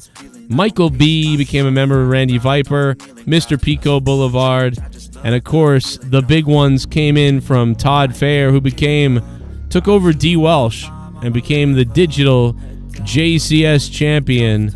Super tired, gotta go to bed, gotta get up early, gotta work in the morning. The last match, everybody. The last match. Support the show if you guys really care about it. Here's the Patreon, courtesy of Jag DePanzer. Yo, peace. I'll see you guys tomorrow. Thanks for all the bombs today, man. This was nuts. What a crazy ass day. 6 out of 10 for me for AEW tonight. See you tomorrow. Got pride, got reason. If they wanna go eat, then you know I'm gon' feed them. If you Let's just have wings. Ready for a demon. Let's just have wings. Let's just have wings. Let's just have wings. Yo, let's just have wings. Let's just have wings. Let's just have wings. Let's just have wings. Let's just have wings. Yo, let's just have wings. Let's just have wings. Let's just have wings. From the heathens, God. Let's just have wings. Got reason. If they wanna Let's go just have wings. wings. Let's just have wings. Let's just have wings. Let's just have wings. My head, I'm seeing. Take Let's just have. Let's just have wings. Let's just have wings. Let's just have wings. Just have Just have wings. Let's have wings. Let's just have wings. Just have wings. Let's have wings. Let's just have wings. Let's just have wings. Let's just have wings. Got lust for change. I just love the feeling. And I ain't gonna